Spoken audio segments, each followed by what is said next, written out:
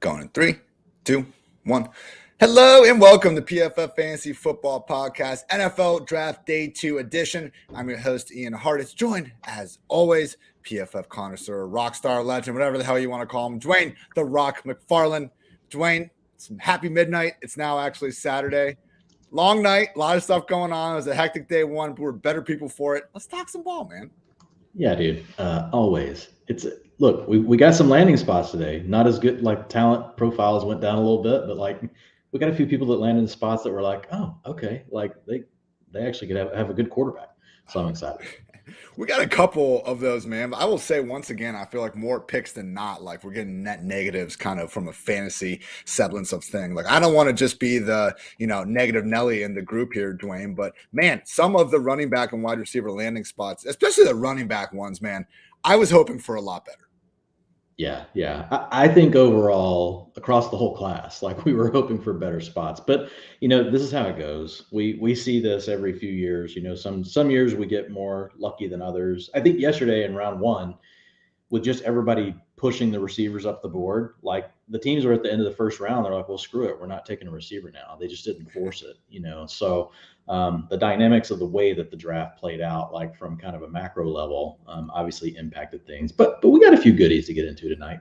And we did talk before the draft about their, a quarterback, running back, tight end especially. Wide receiver, there are some more open spots, but quarterback, running back, tight end, if you just looked across the league, before the draft even started, you weren't seeing, the Najee Harris, the Kyle Pitts, the, even Justin Fields type of available roles out there for these guys to step into. Maybe that's why some of the value and prices attached to them, especially those quarterbacks, have been as depressed as they've been. So as we did yesterday, Dwayne and I are going to go through each and every quarterback, running back, wide receiver, and tight end selected. If you guys miss the podcast, you don't like what we're saying, you turn us off, whatever, but you still want the information, please go to pff.com. We have, as I'm showing on the shared screen, our 2022 NFL draft tracker with fantasy football analysis for every skill position player pick, courtesy of myself, Dwayne, and the Fantasy Pros ranking expert, Nathan Yonke himself. So with all of that in mind, Dwayne, let's go back to what feels like days ago, the first major selection of the second round, Green Bay Packers selecting wide receiver Christian Watson. Now, going into the draft, we knew there was the Chiefs and there was the Green Bay Packers as the two top incoming landing spots for one of these wide receivers. But we also knew, barring a trade up, that they weren't going to be getting one of the top five guys that did come to fruition with Christian Watson. So, man, we look at this Green Bay wide receiver room and not having MVS, not having Devontae Adams, there are two open spots, one of them seemingly filled by Sammy Watkins, but not the sort of contract that necessarily makes that a given. What are your expectations right now for Christian Watson, Dwayne? Because to me, he seems like much more of a replacement for Marquez Valdes-Scantling as opposed to Devontae, because who the hell can replace Devontae in the first place? And I'm just not so sure that really any of these wide receivers are necessarily going to be giving us the sort of boom that we're hoping for. Yeah, I think that's absolutely fair. I mean, I think anyone that says that they're just going to replace Devontae Adams, like they're smoking crack. So, I mean, I don't think we're breaking news there. But I mean, still, I'm going to put my chip on Watson over Lazard. Just because Lazard, I mean, he just hasn't ever shown it yet. I mean, his targets per route, 17%, 14%, yards per route run, 1.6, 1.19.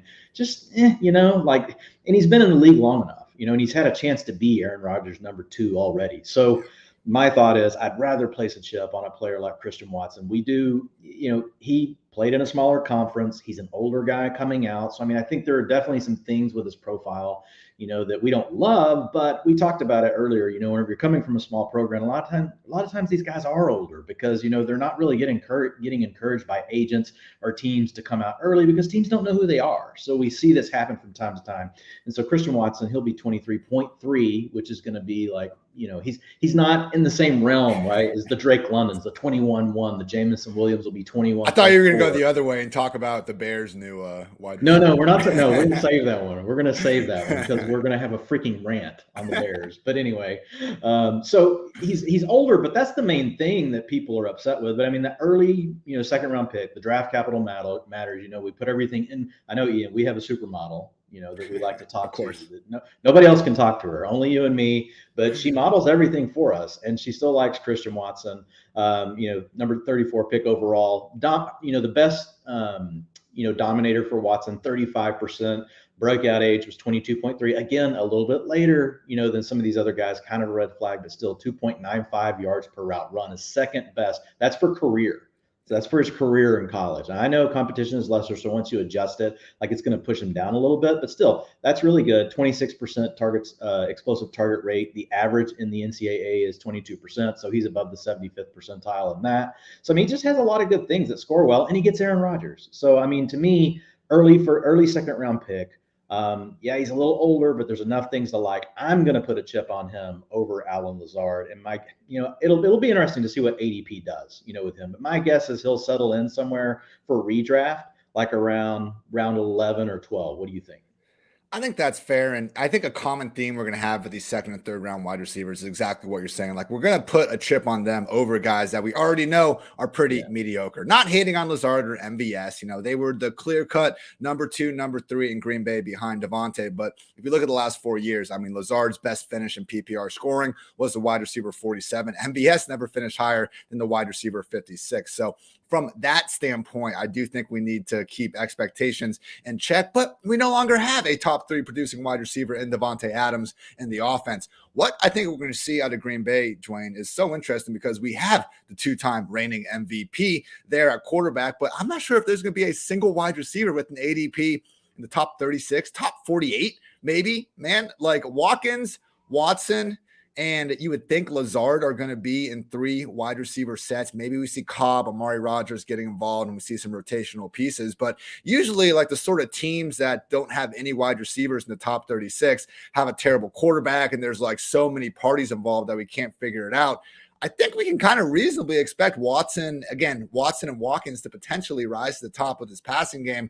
The question is what exactly, price are we willing to pay for that? So I said boomer bust wide receiver 5 to start, and, pulling up my a little bit outdated rankings, but it'll give us at least a, decent kind of tier to look at where these new guys might be falling. So when we start seeing, the Tim Patricks of the world, the DJ Charks, the Marquez Valdes-Scantlings themselves, that's kind of the spot where I'm looking at with Christian Watson, Dwayne, because even as someone who gets scared off from the notion of this wide receiver that wasn't all that great in college, but he just tested like an absolute freak, you still look at the situation, and again, it's all green. So it's nice that I don't think we're going to have to treat Watson as this, first round type of wide receiver. If the Packers had taken him at pick 19 instead of pick 34, I feel like he'd be going a round or 2 higher in fantasy land, when in reality it's not making that much of a difference. So boomer bust wide receiver 5. I'm feeling better about it though, Dwayne, the more I think about his fit. Yeah, but I think that's still a fair mark. I wouldn't want to be counting on Watson out of the gate as more than my wide receiver 5. So I think you're right in what you're saying. And I think it is boom bust because we do know he's a more raw prospect. You and I are a little different on what we think about his college profile. He wasn't bad in profile. His production wasn't a bad profile. He did work out well, and that really helped him. Yeah. But he was also pretty good as far as he wasn't as good as Treylon Burks and some of these other guys, but there's a lot of blue going across, across the screen for Christian Watson. So he's got some positives going. I do think there's a chance that he doesn't start the season in 2 wide receiver sets. That could happen. So I think there is a potential bust kind of nature to him. He's a player that, obviously we're going to do it with all of them, but we'll be super tuned into what's going on with Watson in the summer. But again, with Sammy, I love Sammy Watkins, man. And I thought he was going to be a really great player. And I still like him, but I feel like the door is wide open. Sammy hasn't been anything really since his second year in the NFL, as far as all of his underlying, type of efficiency stuff that we look at. Because it's not like we're just going to place rookies over everyone all the time. If a team has a guy that's been buried on the depth chart that has shown a lot, in their opportunities, we'll have a stronger conversation of them versus a rookie. In this case, though, I just think we have a depth chart that's loaded with guys that haven't done anything. What could very well happen in Green Bay, Ian? What? And this could also bake into your, he could maybe not a bust, but people won't get enough to start him. They could just spread it around across all these guys. We might not have anybody get 20% of the targets. It doesn't always have to be, one guy has to rise to the top. We've seen offenses in the past where nobody rises to the top. It's just really spread around, across 4 or 5 players, and it's hard to predict who's going to get anything each week. But you do have Aaron Rodgers. There's no way to not grade that as a plus. Dwayne, your doorbell rings. You walk over there. You look out. It's just a kind little Girl Scout sitting there. You're ready to buy some cookies. The AK comes out. All of a sudden, she asks you, Christian Watson or Sammy Watkins, who's scoring more fantasy points in the year 2022? Christian Watson. There's just no point to pick Sammy. There's just, I mean, if the thought process would be that in terms of style, Sammy Watkins is not Devontae Adams. He never has been. He never will be.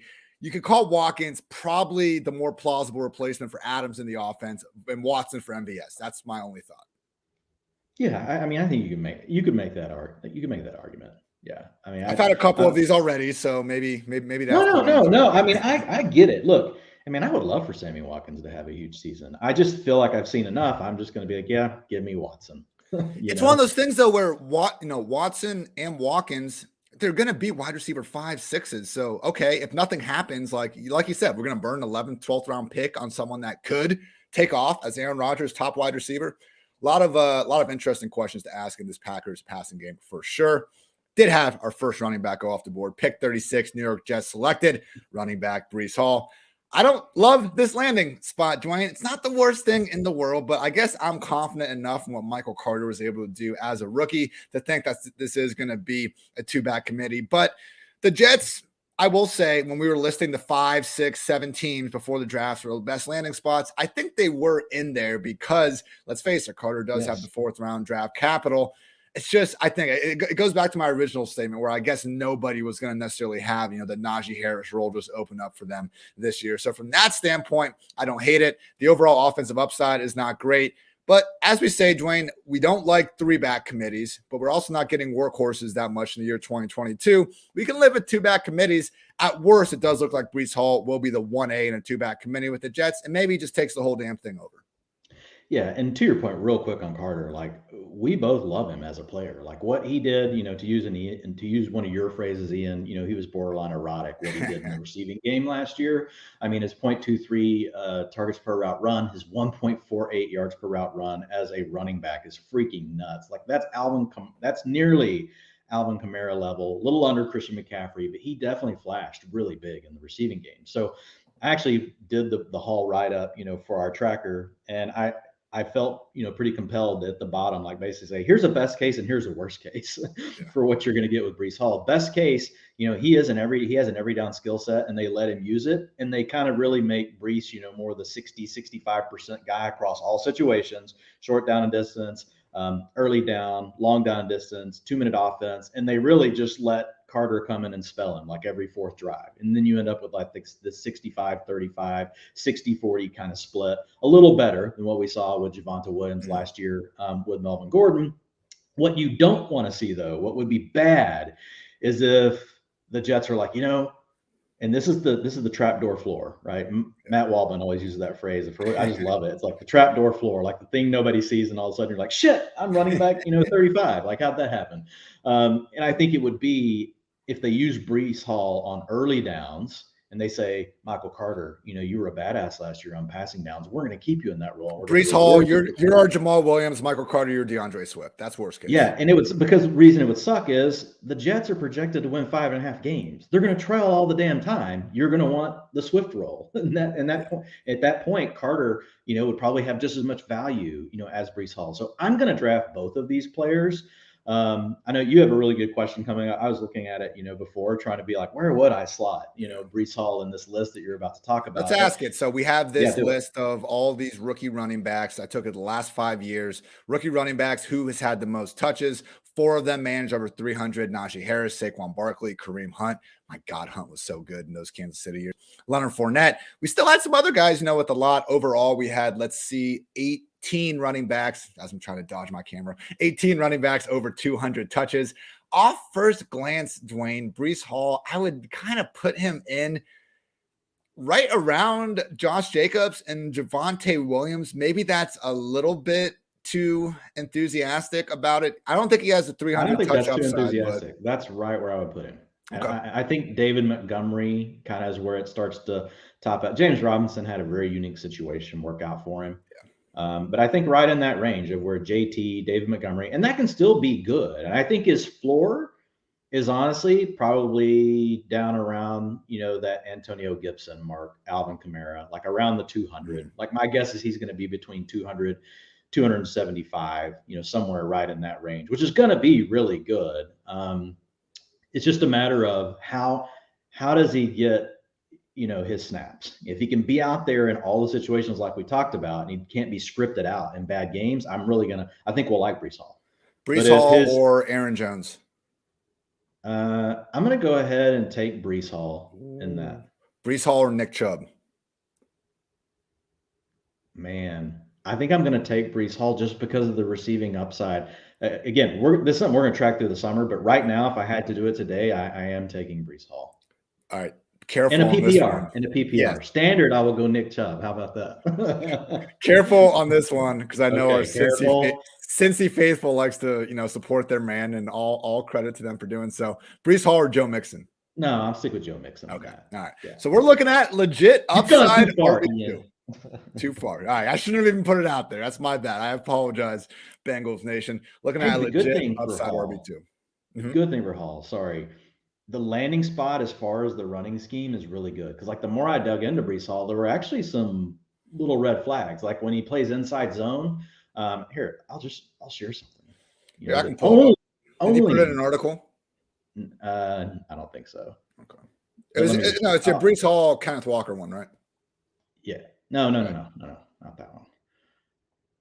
I know it makes our video kind of bad or whatever, but they'll get over it because this one is. Okay, I'm switching to you. There you go. Knock yourself out.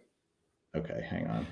We did see some things at Breece Hall. I mean, the tweet I was trying to reference was Dwayne basically took Kenneth Walker versus Breece Hall. Rushing only, like Kenneth Walker was just crushing with every single concept. Weren't quite seeing the same thing with Breece Hall. But to Dwayne's point, fit does matter. And it sounds like a lot of things the Jets want to do match exactly what Breece is doing. So, Dwayne, walk us through this fancy chart you got.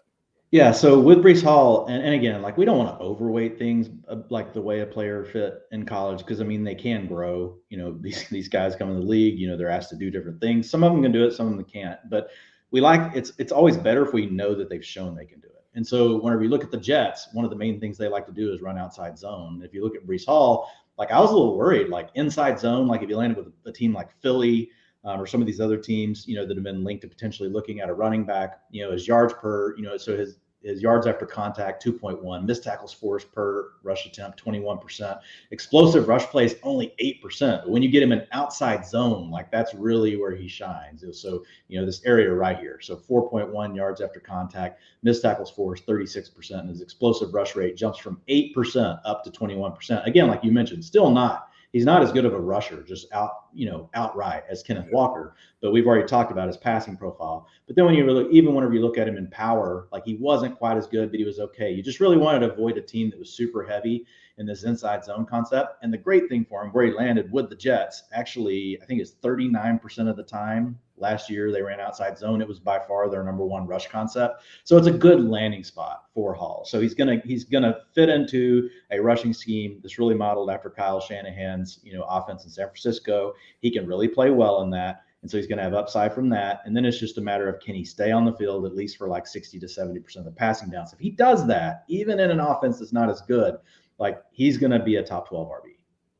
And that's why, Dwayne, for months, you told the people, get ahead on it because this is where he's going to be ranked. Let's draft him closer to that than where he, RB 30 range, or he was up in the 20s, I think, by the time we were drafting closer to the draft. But yeah, these rookie running backs, once they get the landing spot, you usually do tend to see them skyrocket. We'll see if that does hold true, though, with our next guy, Seattle Seahawks, pick 41, selected running back Kenneth Walker. Now, I was listening to PFF Draft Show, and they were really being nice to the Seahawks with every pick except this one. But the one thing they were saying about this one, and I know PFF, you could get the best running back in the world, in round 7, but if you pay him $1 over the market value by the time the second contract comes around, you'll think he's a piece of shit.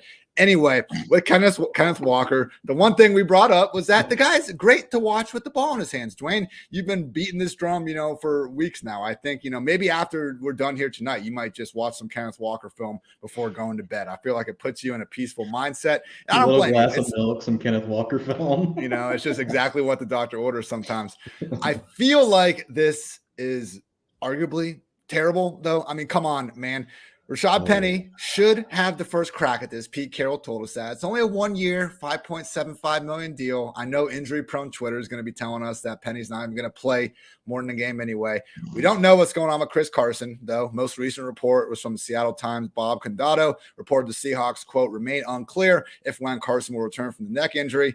But I think the most problematic thing, Dwayne, is that with Walker, we saw the one issue, pass blocking. We don't have a big history from catching passes.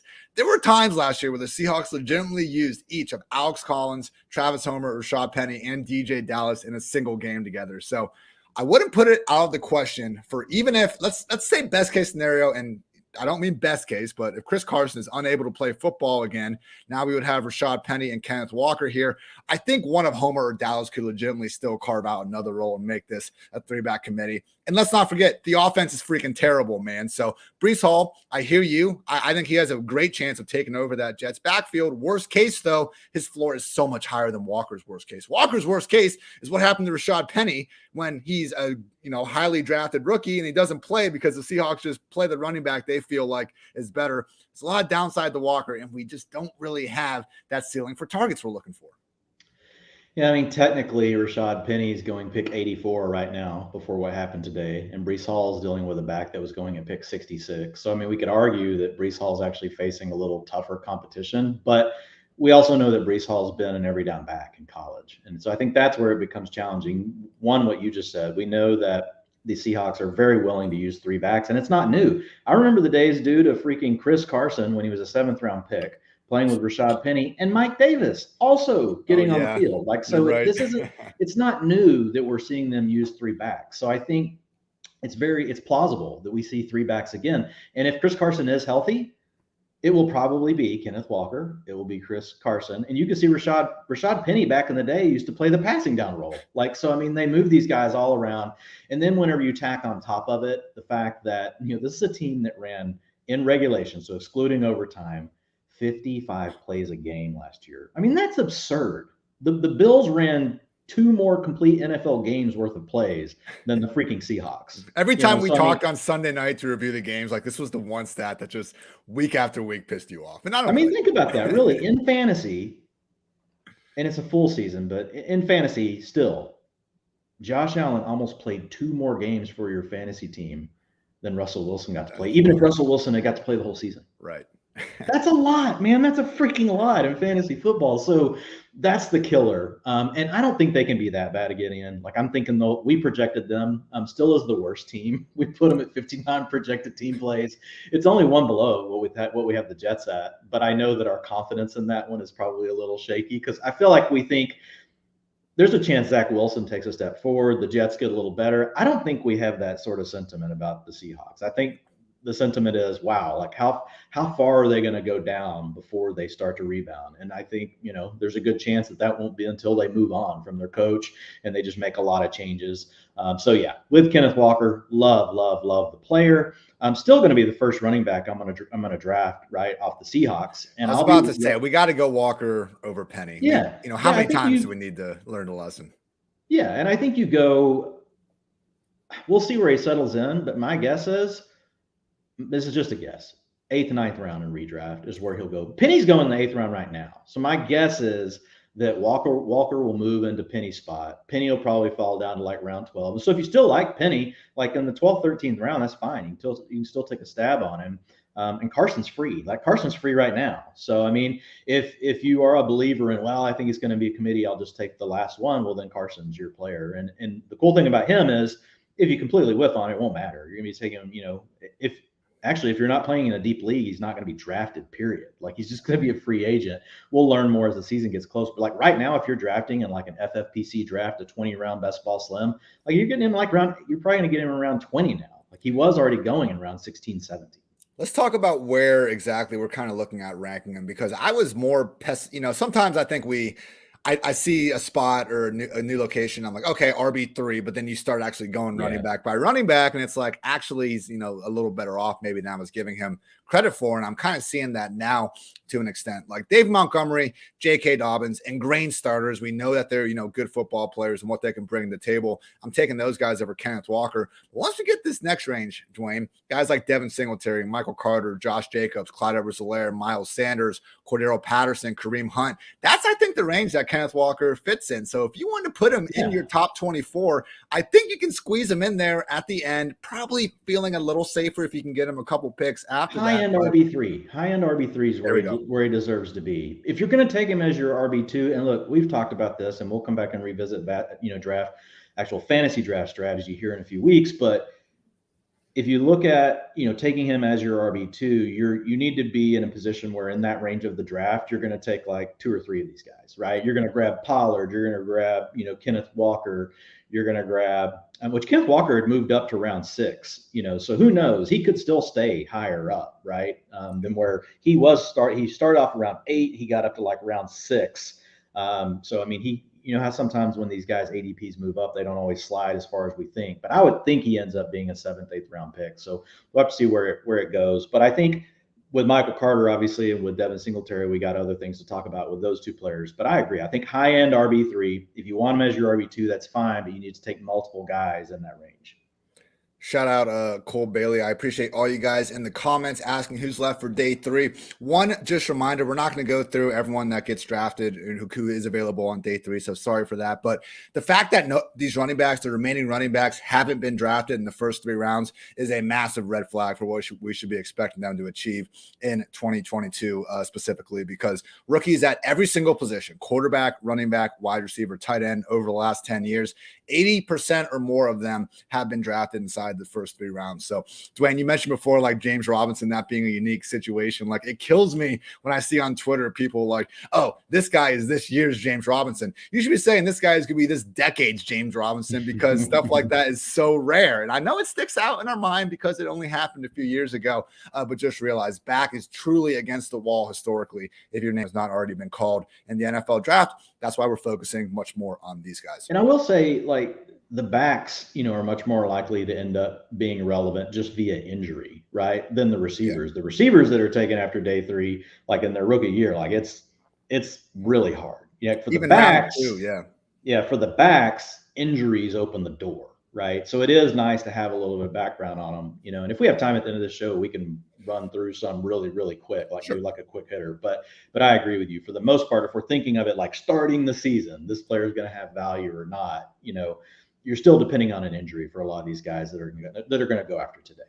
Dwayne, I love you. I like to think our listeners do as well, but they might not if we keep spending 10 minutes on some of these more random wide receivers we're about to get through. So let's have one NFL draft day a year. Like, I think the listeners. Oh, I know. We're good. I'm not saying we're not. We can go a couple hours. I don't give a shit about time, but let's not necessarily, waste a bunch on some of these other guys we're going to be getting to. Pick 43, New York Giants selected wide receiver Wan'Dale Robinson. Loaded depth chart already. We got Kenny Golladay, Sterling Shepard, Kadarius Toney, Darius Slayton. And then the Giants GM felt the need to come out after the draft. And when he got asked about them drafting a slot receiver, what's this mean for Kadarius Toney? He insisted again that they are not shopping Toney. Maybe he's lying. That whole report seemed a little bit off, from the start. I think some people have questioned the overall validity of it. But man, heard Mike Renner on the PFF draft show talking about how Robinson really is in that mold more of a Tutu Atwell, Dwayne Eskridge, just more of a gadget type player. He did have 13 deep receptions. Maybe the Giants know something we don't. But apparently, man, the second that Wan'Dale Robinson steps on the NFL field, he will have this single smallest catch radius of any wide receiver out there. He's 5'8", 179 pounds. Dwayne, I do not see a path to Wan'Dale Robinson being a fantasy relevant receiver this year, unless he's like just incredible Kadarius Toney level good. But I think we would know at this point, having watched, having analyzed, if that was the case. Yeah, I do just think this is bad for Kadarius. Like, it's like just everything adds up now. Like, they really are out on him for whatever reason. Robinson's got a good profile. This might be like their Isaiah. This might be Brian Daboll's like Isaiah McKenzie. Yeah, maybe. I mean, maybe that's what they're thinking. He's only going to be, won't even be 22 when the season starts. A career yards per route run of 2.96. That's the best in the class. Like, he does have that. I mean, you have to count Justin Ross is higher, but Justin Ross also is 2.99, but Ross played less games. Wan'Dale played more. Explosive target rate, they're only 19%. So a player that is used much more around the line of scrimmage. You mentioned he did have some deep targets. So I do think he's going to be used out of the slot. And I think there is a challenge, because if you do have Kadarius Toney on your roster, if you do have Sterling Shepard, that does create an immediate situation where it's like, okay, it's kind of like the Rondale Moore thing with Christian Kirk last year. Yeah. Like, okay, well, if those guys are going to play the slot, like that means he's going to be very limited in what he can do. Robinson, I agree. More of a concern for Toney, even maybe Shepard, than actually someone that we're getting behind himself in Fantasyland. Next pick, Houston Texans selected wide receiver John Metchie, joining a depth chart consisting of Brandon Cooks, Nico Collins, Chris Moore, Chris Conley, Deshaun Hamilton, and even former first-round pick Philip Dorsett. With Metchie, could be out there early, but we got to wonder how long is it going to be until he's back from that torn ACL that he suffered in the SEC championship. So, Dwayne, the Texans are in the perfect place to take a risk on someone like John Metchie. The Lions as well, with Jameson Williams. So I do wonder if they just got him knowing that, we don't need anything from him in 2022. I highly doubt this offense is capable of enabling, more than one consistent wide receiver in Fantasyland. Aside from Brandon Cooks, with or without a full slate of health from John Metchie, with all those health questions in mind, probably someone that we're not going to have to worry about too much in 2022. For the dynasty future, though, this Houston Texans landing spot, you got to feel good about it, because he has a legitimate chance to work as the Texans' number 2 pass game option of the future. Yeah, and I think that's where he slots in. I think the big thing with Metchie, everybody just assumes he's a slot receiver, but he worked outside a ton at Alabama. So he can play inside. He can play outside. I think there's a chance that by the middle of this season, he's their wide receiver too. What will that mean? Well, that depends on Davis Mills. Yeah. We also know that, whenever you look at the Texans, they want to run the ball more. Like, they're one of the teams. I know we've got a switch in head coaching, but it's Lovie Smith. It's a defensive-minded head coach. Marlon Mack, Dwayne. Can you believe it? It's Marlon Mack season. Yeah, it's never Marlon Mack season anymore. But I'll let you have it just for today, Ian. But with Metchie, look, I do think he's got a shot to easily beat out. I don't want to say easily. I like Nico Collins. I'm not as big on Nico Collins as other people. I see, a big guy, but not necessarily like super impressed with him. I do think Metchie could end up taking over the job. But yes, early in the season, he's not going to be a guy. We'll have to follow his injury, see where he's going to be. Some of these guys miraculously get better way sooner than what we think they're going to do. I think you hit it on the head. New England Patriots, pick number 50, select wide receiver Tyquan Thornton. We were saying in the chat, again, Dwayne, Nathan, and myself just making all the analysis for the PFF draft tracker, find it on PFF.com. But, we like to defer to some of the expert analysis from our draft experts. And it's never a good sign when we get a player's name, we go to the PFF draft guide, we hit Control F, and nothing comes up because, they break down hundreds of players, and the fact that the player couldn't crack that list and you're getting drafted this high, someone's wrong there. Maybe it is PFF. Maybe we'll laugh about this, but not good. And believe me, consensus big board, whatever. And Dwayne, what they need him for, man? I forgot about the Devontae Parker trade until I even looked at their depth chart, but he's looking like their potential number 1. If not, he's definitely in 3 wide receiver sets. Kendrick Bourne's making too much money, and he was honestly good enough last year where he's not leaving the picture. They love Jacoby Myers, and for good reason. He does good things. Nelson Aguilar's making probably too much money to be completely cast aside. I would think N'Keal Harry is traded or cut before too long, but he's also in the picture. Like Tyquan Thornton, per Mike Renner, kind of just profiles as an Anthony Schwartz type player where it's like speed, baby, just hot, nasty, badass speed, like Eleanor Roosevelt once said. So these 8.25 inch hands, like Tyquan Thornton, maybe he is a great real life asset. He brings a different dimension to this offense. They could use a field stretcher, kind of like his archetype is supposed to be. But come on, man, we don't need to worry about him this year. Yeah, here's the thing with Tyquan Thornton. Like, I don't get it. Like, what are the Patriots doing? Like, this guy's mocking at pick 160. So, like, they take a guard, which we like, Cole Strange, in the first round, and then they turn around and take, But they could have gotten both these guys, like, rounds later, seemingly. Well, yeah, like, as you would say to me, and let me finish. Yeah, he could have been a 4th or a 5th round pick, man. He could have been I'm messing with you. He could have been a 4th or a 5th round pick. They could have both of these guys later. What's funny is like they're maneuvering all over the draft like they're these masterminds. Oh, we're going to land right in the spot to get like, come on, guys. Like with Thornton, I don't get it though. And people talk about him being a burner. 1.87 yards per route run career mark. That's not good. That's freaking terrible. Like that's really bad. That's below actually the NCAA average, much less comparing to guys that get drafted into the NFL and then you got a 22% career explosive target rate. All that burner speed that we're talking about, it's not showing up in the way that he plays the game. So, I mean, the 22% is also not good. So that's right at the NCAA average. So I don't get the Tyquan Thornton pick, and I want nothing to do with him in any sort of draft. I don't care if it's dynasty. I don't care if it's, drinking drafts. I don't care. It doesn't matter. Redraft, best ball. I am not touching Tyquan Thornton. Here's to hoping that's the last time we talk about Tyquan Thornton before the 2022 football season. But knowing us, probably won't be. Pick number 52, Pittsburgh Steelers selected wide receiver George Pickens, stopping, what was a bit of a free fall for him, a trendy kind of dark horse, even though that's an oxymoron. Good job, Ian. Someone that some people thought could maybe slip into the back half of that first round to the Chiefs or Packers, ends up going, towards the end of the second. Looking at that Steelers depth chart, Deontay Johnson, Chase Claypool, Anthony Miller, Miles Boykin, and Steven Sims, big five right now.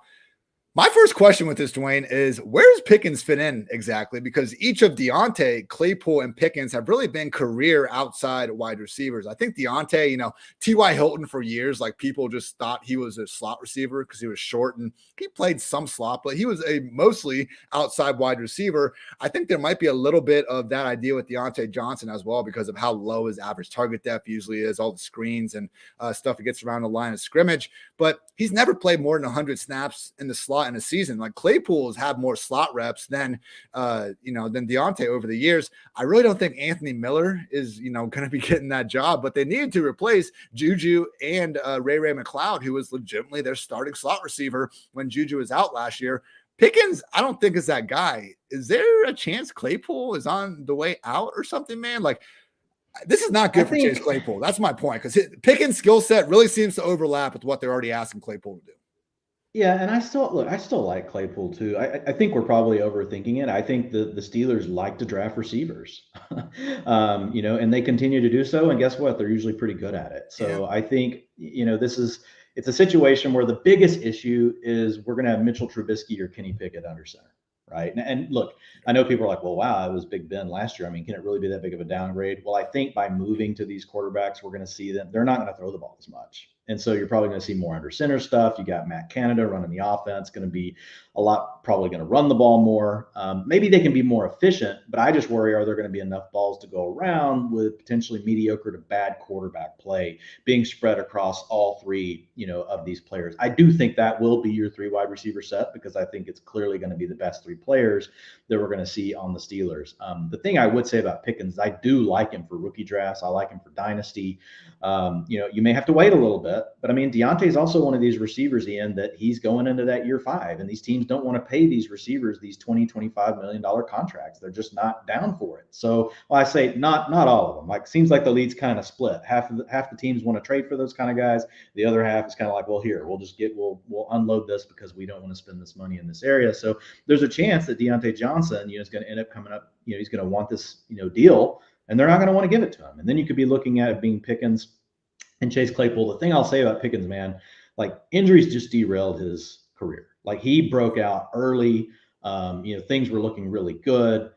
He ended up, last spring tearing an ACL. And then he ended up still coming back and being able to play, at the end, at the end of the season, miraculously. And so, I mean, after he started, his freshman year, did really well. He only played 12 games since then. But I went back and looked at his career numbers. So career yards per route run, and this is not a knock on Drake London. We like Drake London, so don't take it this way. But I'm just giving you a comparison. So I'm gonna give you George Pickens' numbers first, then Drake London, who was the number 8 pick overall. Career yards per route run: 2.35 Pickens, 2.32 London. Single man yards per route run. So that is in a situation where it's just you versus the other player: 2.76 versus 2.63. Single man targets per route run. So where did the quarterback go whenever they saw this coverage for the receiver? 36% for Pickens, 29% for London. 15 plus yard plays. So explosive targets explosive receptions per target, 26% versus 30%. So it's just, and that's wrong. That 30% is wrong for London. That should be 23%, 26% versus 23%. So you actually have Pickens' best London in every one of those. They both broke out at a very similar age. Pickens just happened to get hurt. Now, do we know he could keep on and continue on and be on that trajectory? No, we don't, because it didn't happen. But these career numbers are over his career. That's why he went pick 53. Injuries. Yeah. But at the end of the day, I think this could be a huge discount. I think the reason he fell, if you go read Bruce Feldman's article over at The Athletic, man, dude, scouts were blowing this dude up. They're like, top 5 talent, I wouldn't touch it. I don't know what he did in the interview process. He must have gave everybody the double birds. Maybe he brought a Girl Scout, to his interviews, pulled out the AKE, and I don't know for sure, but he definitely rubbed a lot of people the wrong way as far as front office types. So I think that's part of it. But the Steelers, they're really good about picking these guys. So in dynasty drafts, man, I still love him as a back end of the first round pick. If I can get my hands on George Pickens, absolutely want to be trying to do that. I don't want to let him slip into the second. I'm definitely going to take him before the end of the first round. As far as redraft, I'm with you. Look,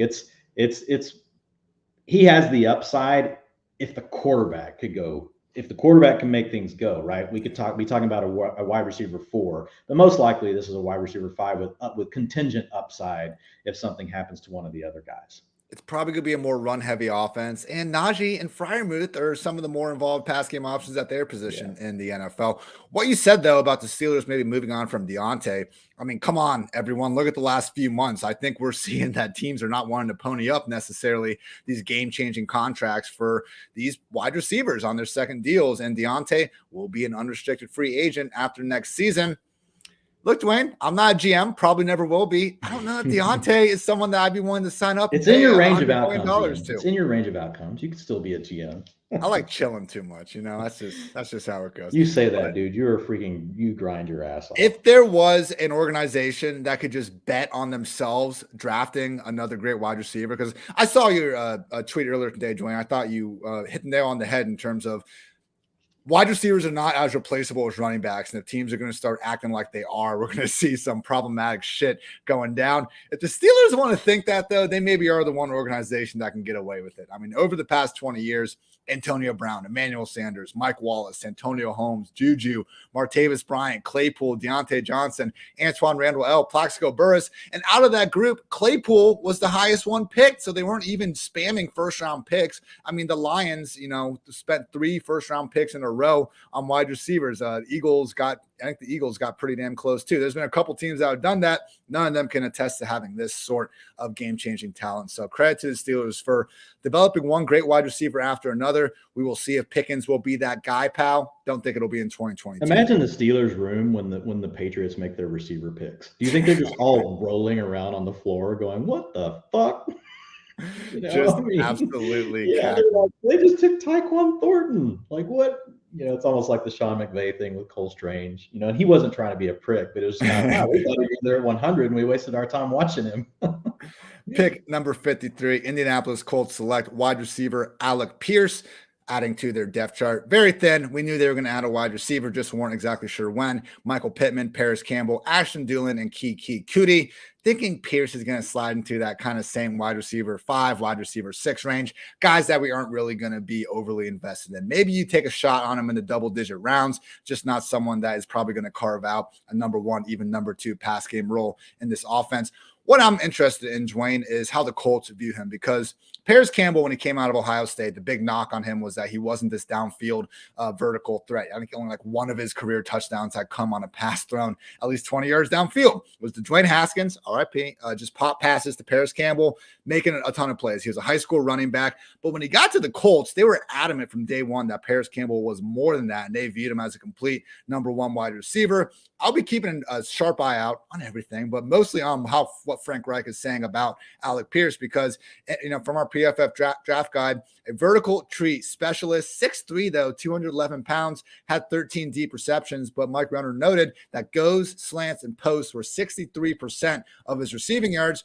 Goes and slants, 2 of the things that you're going to see most often at the NFL level. So, Dwayne, when you see Alec Pierce, do you see a one-dimensional field stretcher, or do you see someone that was used that way in college and maybe has a ceiling for much more at the next level? I think it's a tough one, to answer. And he is a player that I went back and watched, just because I didn't know. You don't always know with these guys, based on the way they're getting used in college, could they do more? And based on when their targets are coming. So it's you have to kind of watch some of the plays where they're not being targeted. And so with Pierce, though, I still walked away being I just wasn't really that high on him. you know, and I mean, the 2.18 yards per route run, you know, that really bothered me. That's only 44th percentile, going back to, you know, any player that we have at least 3 years of data on, which would go back to 2017. So everybody that's come out into the draft since then, and not even just draft, like all these receivers, like he's doesn't profile that well. Now he did have an explosive target rate of 25%, which puts him in the 71st percentile, which is not bad. So it does feel like it matches up, right, with what we're hearing, you know, from the scouting community and folks, is that he really is more of that vertical guy. I didn't see enough like on the film. And again, I'm not a film expert like some of these other guys, but I didn't see enough to make me think, wow, yeah, he can really do all of these other things. So, I mean, we'd have to, you know what? I wish I would have checked like Jetpack Galileo or some of these other guys. You know, I know we got time too. A little bit on Pierce, but yeah, I'm just not that excited about it. I do think he has a good shot to start on the outside, and I think Campbell's going to play inside in the slot.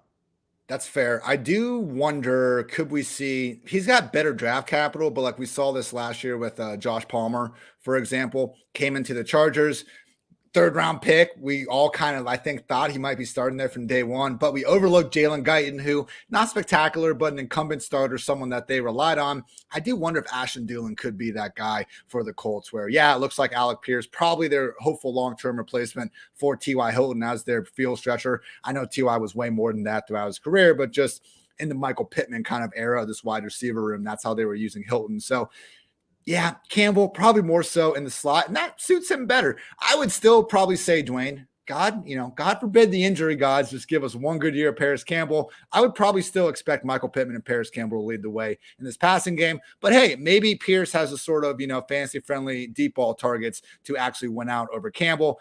Either way, this offense is going through Jonathan Taylor. More simulations than not. Michael Pittman's the only wide receiver we really want to worry about here. Yeah. And I just plugged his draft capital into the supermodel, and pick 53, he gets a 2.71. The max you can get is a 4. And so really, like most of the really good prospects that we get excited about, and I start listing them off, you're like, oh, I like that name. I like that name. They're right at 3 or above. Like there's some 2.9s that are really good. So I mean, he's on the cusp, but he's really with a lot of names that we wouldn't be crazy about.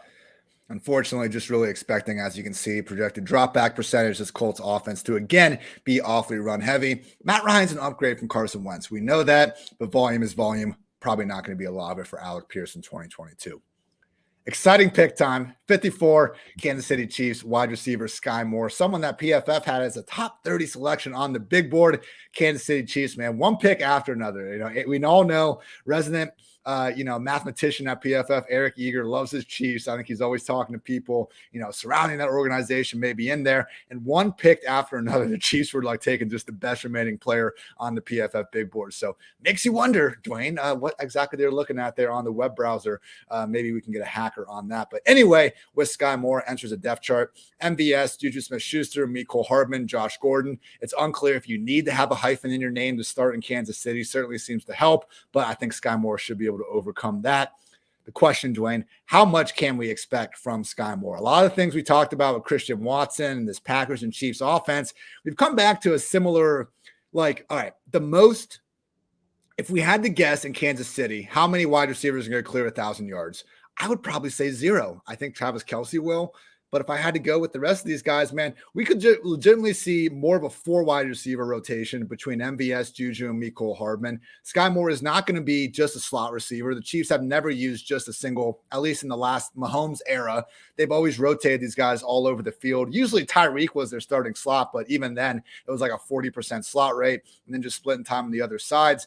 And again, man, I'm buying Skyy Moore as the highest upside of this group. I think it's going to be harder to rank him as more than like a top 50, top 45 wide receiver, though, because who's to say that he's going to be featured ahead of these other guys that they've invested in? Yeah, the beauty is you're probably going to be able to get him in the 9th or 10th round, maybe 11th rounds of your draft. He's probably going to go somewhere in that range, especially in sharper drafts. And you're going to want exposure to Skyy Moore at that range. Let's start with him as the player. I just put him into the supermodel. He gets a 3.00. So he passes the threshold that we want. And when you look at Skyy Moore, 22 years old, the draft capital saw a little less than actually what we thought it was going to be. He slid a little further, but it worked out because he lands with the Chiefs. But his best dominator season, 41%.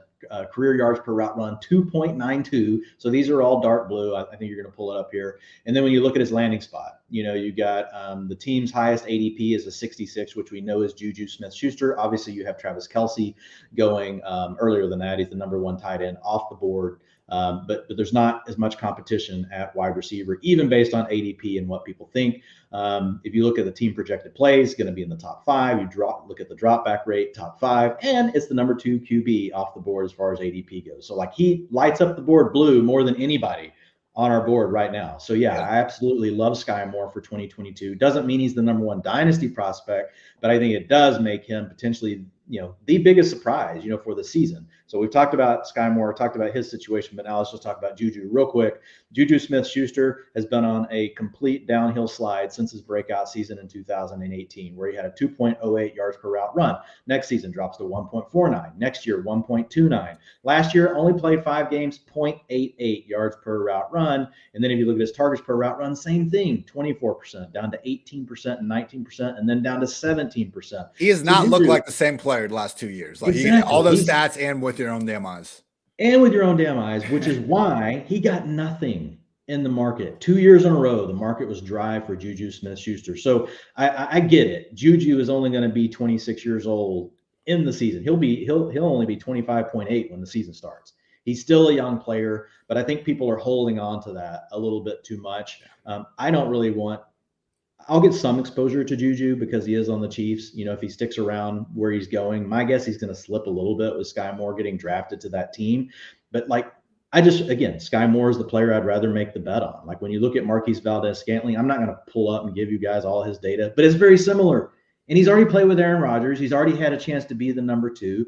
And he's not even done what Juju's done from a yards per route run or targets per route run. And so look, typically these players that move, that all of a sudden we want to give them and be like, oh, look at all this opportunity that's going to come to them. They've usually flashed in these underlying metrics where we've kind of isolated the fact that maybe they didn't get on the field. We took that away and said, well, maybe you were behind other good players. And so let's just only grade you on when you were on the field. And neither one of these players over the last 3 years have really done what they need to do to get us that excited. So look at the draft capital for Moore. Look at how well his production profile looks. Look at how well he ticks every box for us. I'm going to draft Skyy Moore all the damn time. He might be my Jalen Waddle of this year. Jalen Waddle was on over half of my teams last year. Skyy Moore will most likely be on over half of my teams this season. There were 6 first-round wide receivers before the draft. Garrett Wilson, Drake London, Treylon Burks, Chris Olave, Jameson Williams. In some order, were all considered the clear-cut top 5. I think they still deserve that, Dwayne, now knowing the landing spots. Is Skyy Moore the wide receiver 6 now, ahead of guys like Jahan Dotson and Christian Watson, who even boast better draft capital? I think for this season. For this season, yes. For this season, Skyy Moore is my wide receiver 3 in this class. It's Treylon Burks, Drake London, Skyy Moore. Wow. We're going over Garrett, over Olave, over Jameson. The more I say it, the more it makes sense. For 2022, man, I'm not telling people to do that for Dynasty. I think if you look at Dynasty, those other guys are going to score higher, and they should. They should. And they've got the draft capital. But if you're just looking at 2022, look, and it's not like we're just putting Moore here just because of the landing spot. That's why I covered his production profile and his college stuff first. He stands out on his own there, and now he also got the landing spot. The only thing you can really downgrade Moore for is he did play against lesser competition. And so I think the NFL already did that. That's why he got taken in the 2nd round, and he still grades out really good. So if I look at where he grades out near these other guys, Drake London's a 3.38 and Skyy Moore's a 3.0. I mean, yeah, that's when it's a scale of 0 to 4, that's a decent amount. But just looking at 2022, once you get past that, he's really close with Garrett Wilson and Olave. They're essentially 0.05 from each other. So it's I would much rather take Skyy Moore. Burks and London, best chance out of these guys to be their offense's number 1 pass game option. The problem we run into, and we talked about this last night reviewing round 1, Olave, Garrett, and Jameson, man, these aren't completely empty offenses. So when we take away the, because you would think that if someone's getting drafted 12th overall or something, you're probably going to have a higher target ceiling than someone like Skyy Moore going to 50s. doesn't really apply. So if we're projecting similar targets and now we have Patrick Mahomes, it's just easy at that point. So happy to talk through that. And if we can get someone with that profile, the chance to be Patrick Mahomes' number one wide receiver, priced as a wide receiver in 4 in fantasy, definition of buying someone closer to their floor than their ceiling. Like we've done the Mecole Hardman thing, man. We've even done the MVS thing, and we've seen Juju over the last 2 years. Let's go get us some Skyy Moore. Unfortunately, probably not going to be getting us some Trey McBride, at least in 2022. With the 55th overall pick, Arizona Cardinals took the consensus top tight end in the class in Trey McBride.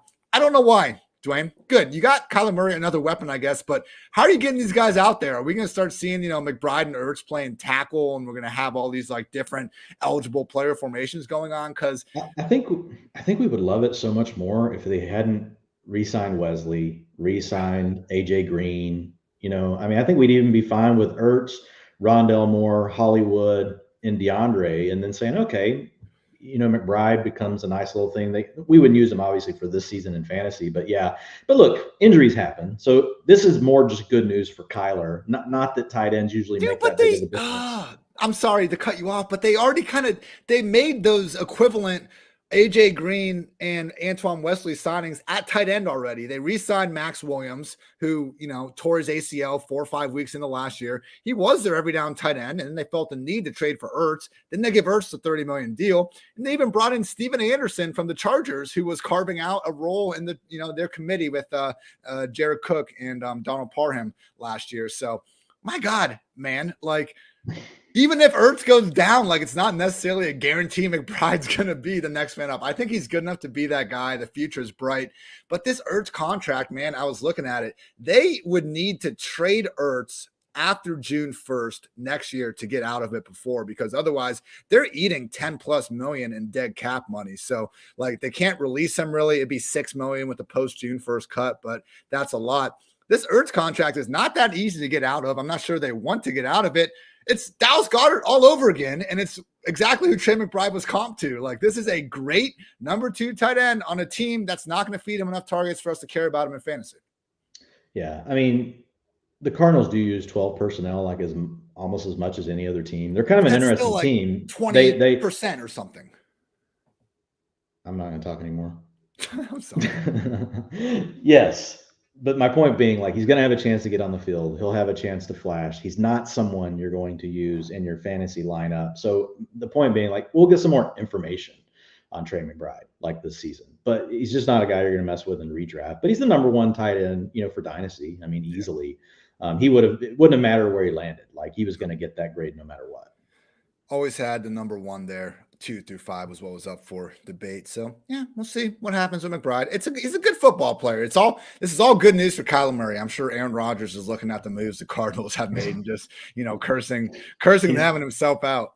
He's like, can I rent like 2 of those guys? Yeah, please. He'd probably take AJ Green and Antoine Wesley at this point. So pick number 63, the 3rd running back off the board, Buffalo Bills select James Cook out of Georgia. Depth chart now, Devin Singletary, Zach Moss, my guy Duke Johnson holding on by a thread, Dwayne. Not so sure we're going to be there by the time week 1 comes along, but a man can dream with James Cook. I think the main question, man, is there a true workhorse role on the table? Because we've seen this with Josh Allen. It's really hard for him to enable a fantasy relevant RB1 every single year of his career. We've seen him improve as a real life passer. He's an incredible real life quarterback, incredible fantasy quarterback. Stephon Diggs has been great. John Brown, Cole Beasley, even Emmanuel Sanders for stretches. Gabriel Davis. The wide receivers are fine. Dawson Knox puts up a big year, but the running back, man, really not until the end of 2021 with Devin Singletary having that every down role did we see someone really put forward consistent RB1 production. And you can look at the 2 reasons why. Josh Allen steals goal line touchdowns. He is 10th overall in rushing touchdowns since entering the league. He has 31 on the Bills since 2018. In second place is Devin Singletary with 11. And then running back targets. You think Josh Allen has time for checking the ball down? He's freaking scrambling and hurdling dudes. He doesn't give a shit about that. 28th in total running back targets with Josh Allen since 2018. Last season, tied for 25th at 87. I worry with James Cook that we're looking at the player where all the, real life draft analysts say, look at this chess piece the Bills have. They can use him out wide. They can get him matched up on linebackers in the pass game and just exploit that. cool things that maybe you have a 2 or 3 play highlight clip to show. And we saw James Cook do that in the Michigan game, burning dudes on the outside, big ass run against Alabama in the national championship. But is there going to be enough volume there, Dwayne? Because the draft capital is great, but I'm not so sure Cook is actually going to be taking over this backfield. Yeah, I think the draft capital is great. And you just have to look at Cook as you're taking, a potential flex player, maybe, but with contingent value to be an RB2. Best case, maybe becomes an RB1, but most likely an RB2 if Singletary goes down. And he's still probably going to have to split time. Like, it's not just going to be a situation where all of a sudden it's just going to be Cook on the field. And so I think, we'll have to see what they do with their depth chart. They've got several guys sitting there right now. They're probably going to have to cut somebody, before they break camp.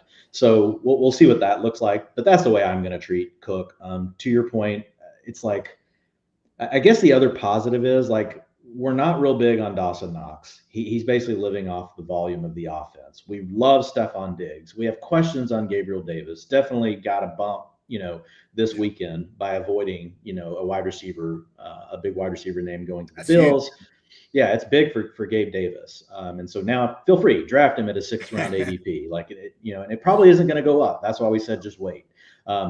But I think there is potentially room for another playmaker to get involved. But to your point, like, to feel good enough about using Cook all the time, it would mean an injury to Singletary, right? And him being able to be out there enough. My guess is right now Singletary is going to be more the early down back, and they're going to put James Cook out there on passing downs. And to your point, like, we've seen these guys get out there on passing downs in the past, and where that was really their main role. We saw it with Matt Breida. We've seen it. God, who's the other name I'm forgetting? I can't remember right now. Well, actually, Singletary at one point was the passing down guy when Zach Moss was getting early down. But anyway, it doesn't matter. Breida, he had a couple of flashes, right? We saw some big games. So I think you could see that kind of thing out of James Cook, and we definitely think James Cook's better than Matt Breida. But you're never going to be able to predict it. Like, so I mean, yeah, you could throw him out there if you're in best ball. You could take him towards I don't know. He's probably going to be going higher than this, but I would think like round 10, 9, I'd feel fine about taking a swing occasionally on Cook. Like, well, I'll have to think about that one, some more. But my guess is he's going to push maybe, I don't know. That's probably about where he'll end up. It'd be my guess, because people are still going to think Singletary is going to be involved. But to your point, like, I like the player, love the offense, love the quarterback, but I worry that, like, there's just too many things that have to go right for him to really produce. And the biggest thing being probably an injury to one of the other, running backs. TJ Yeldon. That was the name. Yeah. Shout out. JD McKissick was RB 39 in my ranks, like Naeem Hines 47, James White 49. He fits somewhere in that tier. It's just, and you can put him at the top of that one, just saying, hey, maybe he has more upside. We want to take a shot on him, but I think you're in the right range of where he goes. The Bills, I mean, we do see them, and similar to what I was saying before, I want to speak out of both sides of my mouth. Like, they use more 4 and 5 wide than almost anyone other than the Cardinals, albeit it's like the 2 tight end stuff where it's just not that high of a percentage anyway. But maybe their futuristic offense is having more of a full-time scat back at running back, like a James Cook, where, yeah, he's only going to get 8 carries a game because they're not going to run the ball enough anyway. He does have higher draft capital than Singletary or Moss, but I think ultimately, like, even if Singletary gets hurt, we're probably not seeing them give him that featured role. And that's the question you want to be asking, in these later rounds of the draft, round 9, round 10, how many injuries away is this running back from getting an RB1, RB2 level role? And for someone like JD McKissick, James Cook, it's multiple. For someone like, Ronald Jones, James Robinson, if he's healthy, Melvin Gordon, it's a lot less. So just something to keep in mind where we love. He's fine. He's fine in that range because, like, a profile we talk about a lot to people, especially for PPR or even half point, you want a receiving profile and an explosive playmaker. He checks both of those boxes. He can catch the ball. 19% of his rushes, over his career went for 10 yards or more, which was 3rd best in this class. Number 1 was Kennedy Brooks. 2nd was Pierre Strong. And 1st was James Cook. So, I mean, he checks off 2 boxes we like, and he's in a really good offense. So I think there are paths definitely for James Cook to being valuable. I just think that my guess is I want to see what happens with his ADP. I want to see how excited are people going to get about James Cook. If he's going in the range we've been talking about, I think I'll probably be even to the field on exposure to getting James Cook on my rosters. I don't think it'll be something where I'll be going out of my way to get him, maybe slightly above. But if he starts creeping up, in 7th round, 6th round, like, I'm just not going to be feeling that one, Ian. Girl Scouts there, Ramondre Stevenson or James Cook? I kind of lean Cook. I do too, because of the receiving profile. And we know for sure New England is going to use 3 backs no matter what, even if they have to sign like you off the street the week before the game, like you're still going to get snaps. Whereas, and you probably make that argument for Buffalo at this point too, after the last 3 years. But I think I do slightly lean Cook. And but that's the right range again. And we're completely, I want to be careful that we don't completely dismiss the idea that he can be an early down back type. Just because he weighs 10 pounds. You would hate to miss on this offense with that. Yeah, just because he weighs 10 pounds less than the ideal threshold we'd like to mark. I mean, who's to say we won't get a report in early August like, oh, James Cook is up 8 pounds since the Bills weighed him last because he's been working out with professional trainers. I'm sure Georgia was doing just fine with that, but just something to keep in mind there. Now, Dwayne, for the main event, the one that you wanted to rant about. Pick number 71. The Chicago Bears got Justin Fields, a wide receiver 2. I don't even know if he's going to be a wide receiver 2. Shout out Byron Pringle. Velus Jones Jr. Might have mispronounced it, but man, come on. Who the hell is this guy at this point? Career high marks of 62 catches, 870 yards, 7 scores in 2021. Was okay against man coverage, but my God, Dwayne, he turns 25 on May 11th, officially and legally allowed to rent an RV at that point. It could have been any, oh my gosh, any other wide receiver going to Chicago that we've talked about. I think we could at least say something good about their perspective. But I saw your write-up for the guy, and you didn't even give him I gave him a wide receiver 7 rank, which indicates he's not going to get drafted. You just straight up threw that one out there. Yeah, I just said undrafted. Look, man, what are the Bears doing? Justin Fields needs help. Get your shit together. This guy's 25 years old, a 2.05 career yards per route run, sucks, 20% explosive target rate. He ran fast. Guess what? It doesn't show up on the field. Best dominator, 23%, despite, getting to play until, he got his AARP card. Come on. What the hell is going on? I do not get it.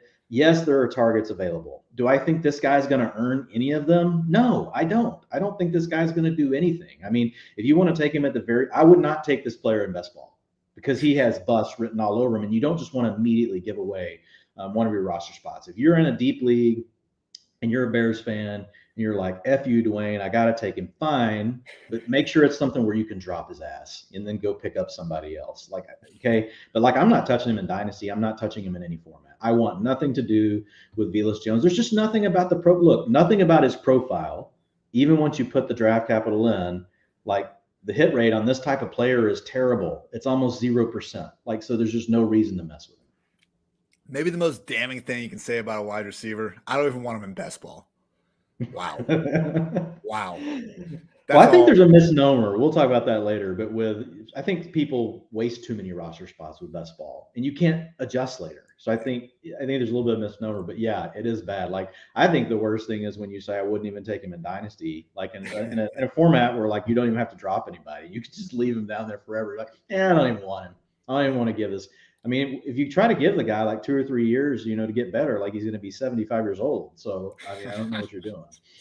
Pick number 73, Indianapolis Colts tight end, Jelani Woods. I'm taking responsibility for this because I have spoken this into existence over the last 2 weeks. I saw, shout out the 2021 mock draft extraordinaire, Josh Norris. He was trying to say Jelani Woods somewhere, and I said, no, we need him to get to Mo Alley Cox. I tweeted Mo Alley Cox and Jelani Woods on the same team, or we riot.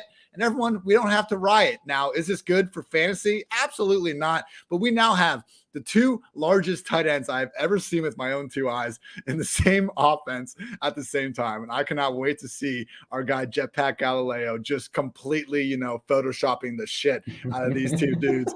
Jonathan Taylor is going to be getting 10 yards before contact running behind the 2 largest individuals in the NFL. Unfortunately, Dwayne, my big takeaway here, because look, rookie tight ends, I've said the stat a million times. I'll say it a million more. Only Evan Ingram and Kyle Pitts have done it over the last 10 years, top 12 production as rookies. Only Gronk, if you want to go back to 2010. That's not on the table for Jelani Woods. He's going to be in a 3 tight end committee in all likelihood with Mo Alley-Cox and also their second-year tight end, Kylan Granson.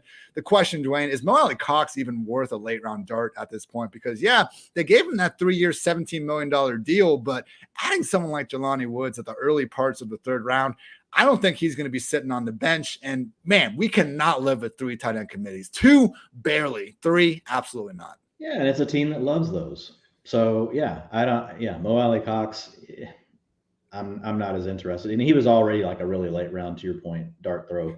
Just not going to throw that dart, as often now. But maybe Jelani Woods can end up being something in the future. I do like his size. I like the fact that he finally got an opportunity to, and this is why you have to be careful with some of these players. Like if Jelani Woods had came out last year, like we wouldn't even know who he was. Like, but he played this next season, really got used in a better fashion. And so now here he is, getting drafted in the third round. So congratulations to Jelani Woods. Excited for him. But yeah, not excited about the Indianapolis Colts and having to sort through this rotation at tight end. And a run-heavy offense, no less. No, you're good. I got lights going on and off in my room without my clicking it. I don't know. We got some ghost spirits emerging on 1:10 a.m. in the Hornets household. So wasn't trying to say anything bad about Jelani and Mo Alley-Cox. Maybe that's a sign, Dwayne. You never know. Pick number 74, Atlanta Falcons took quarterback Desmond Ridder, second QB off the board. Took this damn long. Depth chart now consists of Marcus Mariota, preseason all-star. Not really, but he had a really long run. One time, Felipe Franks, and also Desmond Ridder. Man, is Ruckert going to be the week 1 starter, Dwayne? Because here's the thing. It's a good question in terms of like, okay, what's the Falcons' real life perspective going to be? But I was looking at Ridder. He runs a 4.52 40-yard dash. He averaged a respectable 43.6 rush yards per game. But you watch him play and you're like, okay, he's not really this Malik Willis caliber, even Jalen Hurts guys, someone that's going to use their legs for a fantasy-friendly purpose. And he kind of reminded me of Marcus Mariota like that. Also someone that was really athletic and was able to put up some big numbers in college, but ultimately didn't quite give us that true dual threat floor. Basically, even if Ridder gets that week 1 starting job, do we really give a shit in fantasy land? Because let's face it, he doesn't have many avenues to go with the football, with all due respect to youngins, Drake London, Kyle Pitts, and of course, Auden Tate. Look, if you play quarterback and you're not a first round pick, basically I'm not interested. Like I know there are hits. I know that we've got Dak and we've got Russ. And That's it, undrafted. That's it. Yeah. I mean, well, we can go back to Brady. You can go, rookie year hits though. Yeah. Well, I mean, yeah, Brady, it took an injury to Bledsoe, but yeah, it's just not worth messing with. If you're in a redraft and all of a sudden, like he blows up like and Prescott didn't even really blow up right in his rookie year. Like it was good because nobody expected it. But you can pick him up off the waiver wire. There's really no reason. And in best ball, especially if you're drafting right now, you're not going to know which guy. So I'm just not really messing with it. I'm not touching the Falcons quarterback. And even once we eventually know, which I think it will be Mariota to start the year, we are talking about a 3rd round quarterback. At some point, Ridder probably gets a shot, this year. We just don't know when it's going to be. So it's going to have to be something more where we're thinking about it on like, this is a waiver wire type situation. That's what it comes down to. Even if we knew Ridder was going to be the QB1, he's probably not cracking the top 24 quarterbacks we're looking at in redraft. Does him going as a second QB have him as a top 3 quarterback, though, for you in Dynasty? Because we'll talk about Malik Willis a little bit in a minute, but Kenny Pickett obviously getting the round 1 draft capital. He's certainly going to be in the top 3, but the top 5, man, was kind of up for grabs. We did see Matt Corral go later. Ridder at 74, enough for you to have him top 3? I mean, they're also close together. The draft capital is not going to make a big difference because, like, just once you leave the first round, it's such a huge cliff. I mean, because we had Ridder go at 74, Willis went at 86, so only 12 picks later, and then you've got Corral at 94. So they're all going to grade pretty similar because we're further down in the draft. So I think, honestly, it comes down to your preference on those 3 players, not worrying about the draft capital. They're all, they're just all so close together. I think that, with Ridder, like there is that chance, I mean, he's got a very clear path, obviously to be in the starter. Like Malik Willis, you still got Ryan Tannehill in front of you. Matt Corral, Corral is got just as, he's obviously got a path too, right, with Sam Darnold in front. So they both have a situation where the quarterbacks in front of them aren't great. And we should know something pretty quick. So at least with Ridder And with Corral, you're going to know sooner rather than later. Malik Willis is definitely going to have the higher ceiling, but you may have to wait a bit. Next up, the Denver Broncos, pick number 80, took tight end Greg Dulcich. Man, this is not good, Dwayne. And we've been pretty fair throughout the offseason cycle. I think I'm doing a good job not overreacting to some of these secondary signings, but also knowing when there is a secondary signing that could take a perceived full-time player down into more of a committee.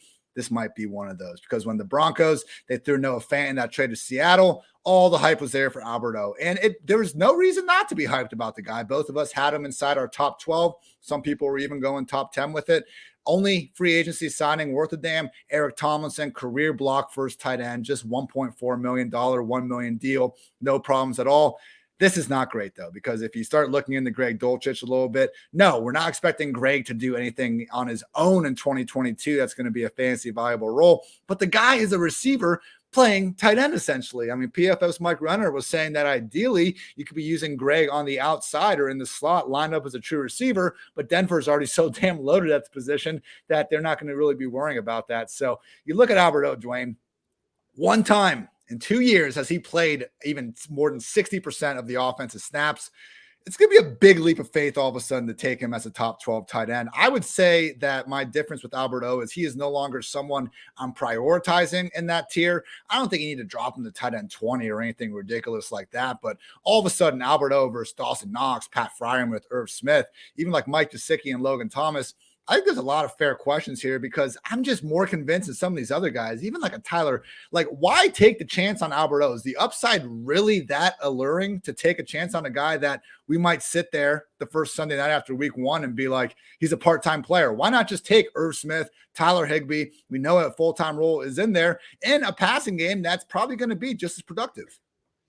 I'm still projecting Albert O for a full-time role. I mean, it's a third-round tight end. And yes, he is a receiving tight end, but we see this sort of tight end get taken all the time.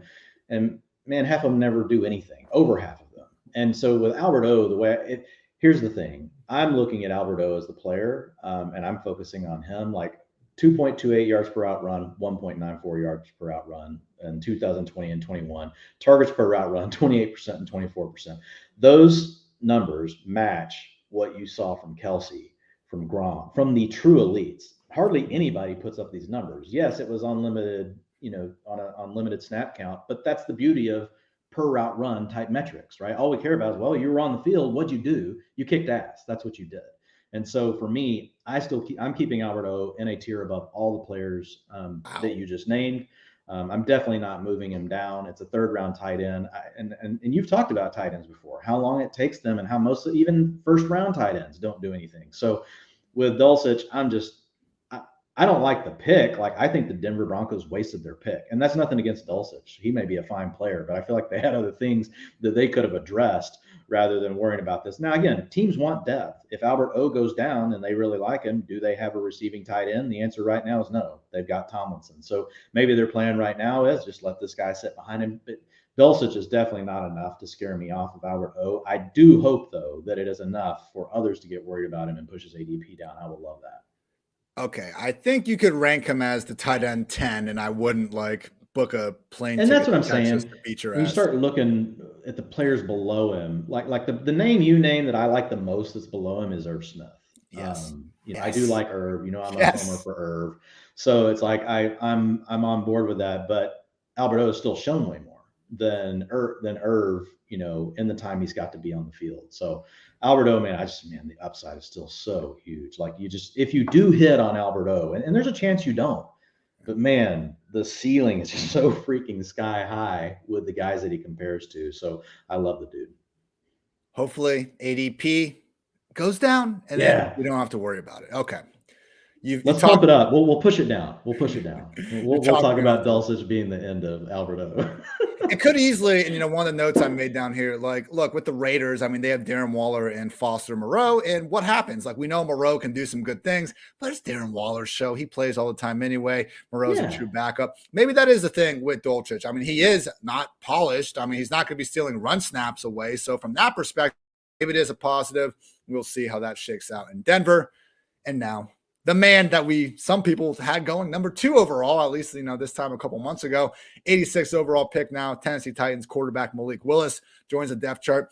thank God they drafted a high quarterback. Like, I know he's probably not going to start this year, but Ryan Tannehill, the fact that Logan Woodside was the Titans' backup quarterback for the last 2 years was one of the biggest like team malpractices that never bit them in the ass because they got lucky that Tannehill didn't get hurt. But I watched Logan Woodside in the AAF. He was a mediocre spring league quarterback. And when I saw, like, I would make these backup quarterback rankings, and I'd always have the Titans and usually the Rams like dead last. And Logan Woodside was exactly why. Also got Kevin Hogan there, who I won't say anything mean about there. Sorry if the Woodside family's tuning in here at 1:20 in the morning. But Dwayne, here's the question, Malik Willis. You brought it up. Hit rate of quarterbacks drafted outside the first round is not good. I think a lot of the allure for Malik Willis was the thought that he was being treated as a first-round quarterback. I mean, side note, NFL, they did Malik Willis and Matt Corral bad by letting them go into that green room because both guys apparently had enough assurance that they were going to be picked in the first round to be there all weekend. Like, we all remember like 2005 when Aaron Rodgers was awkwardly sitting there until like pick 25. This dude just went 86. Like, there's just... And you can say, oh, he's going to be making X amount of dollars and he's a pro quarterback. Worse things have happened to people in life. I get it, but, maybe don't tell the quarterback. But you know what? People that say that, like, put yourself in his shoes. You would feel like shit. Exactly. It would bother you too. And if you say that it wouldn't, I'm sorry, you're a liar. You're lying. That would bother any human being. And so Why don't take pleasure in it, man? Like, give the guy a break. I felt terrible for him. Like, yeah, he's going to still have a good life. He's going to have a chance to be an NFL quarterback. But I still, like, that sucks, man. Seeing somebody sit there and having to go through that. And look, might he grow for it? Might he be better from it? Yeah, maybe this adversity, maybe he can channel his inner Aaron Rodgers. But, like, some of the stuff that was going on, that people, I'm just like, come on, y'all. Like, imagine if that was your son. Yeah. Sitting there. Like, you would feel bad. Malik Willis, we're not expecting him to start this year. Ryan Tannehill is still at worst an average quarterback. I think more times than not above average quarterback. Bad divisional round against the Bengals, fresh in our memory aside. Things are looking good, though, potentially being in 2023 and beyond. Dwayne, Willis, perfectly great streaming potential, similar to Jalen Hurts as a rookie, I think, where if there is a situation where the Titans aren't competitive and the year comes around, they decide to see what Malik Willis has, he'll be in that top 15 discussion from day one, just because any quarterback that runs the ball 10 plus times on a weekly basis is in that discussion.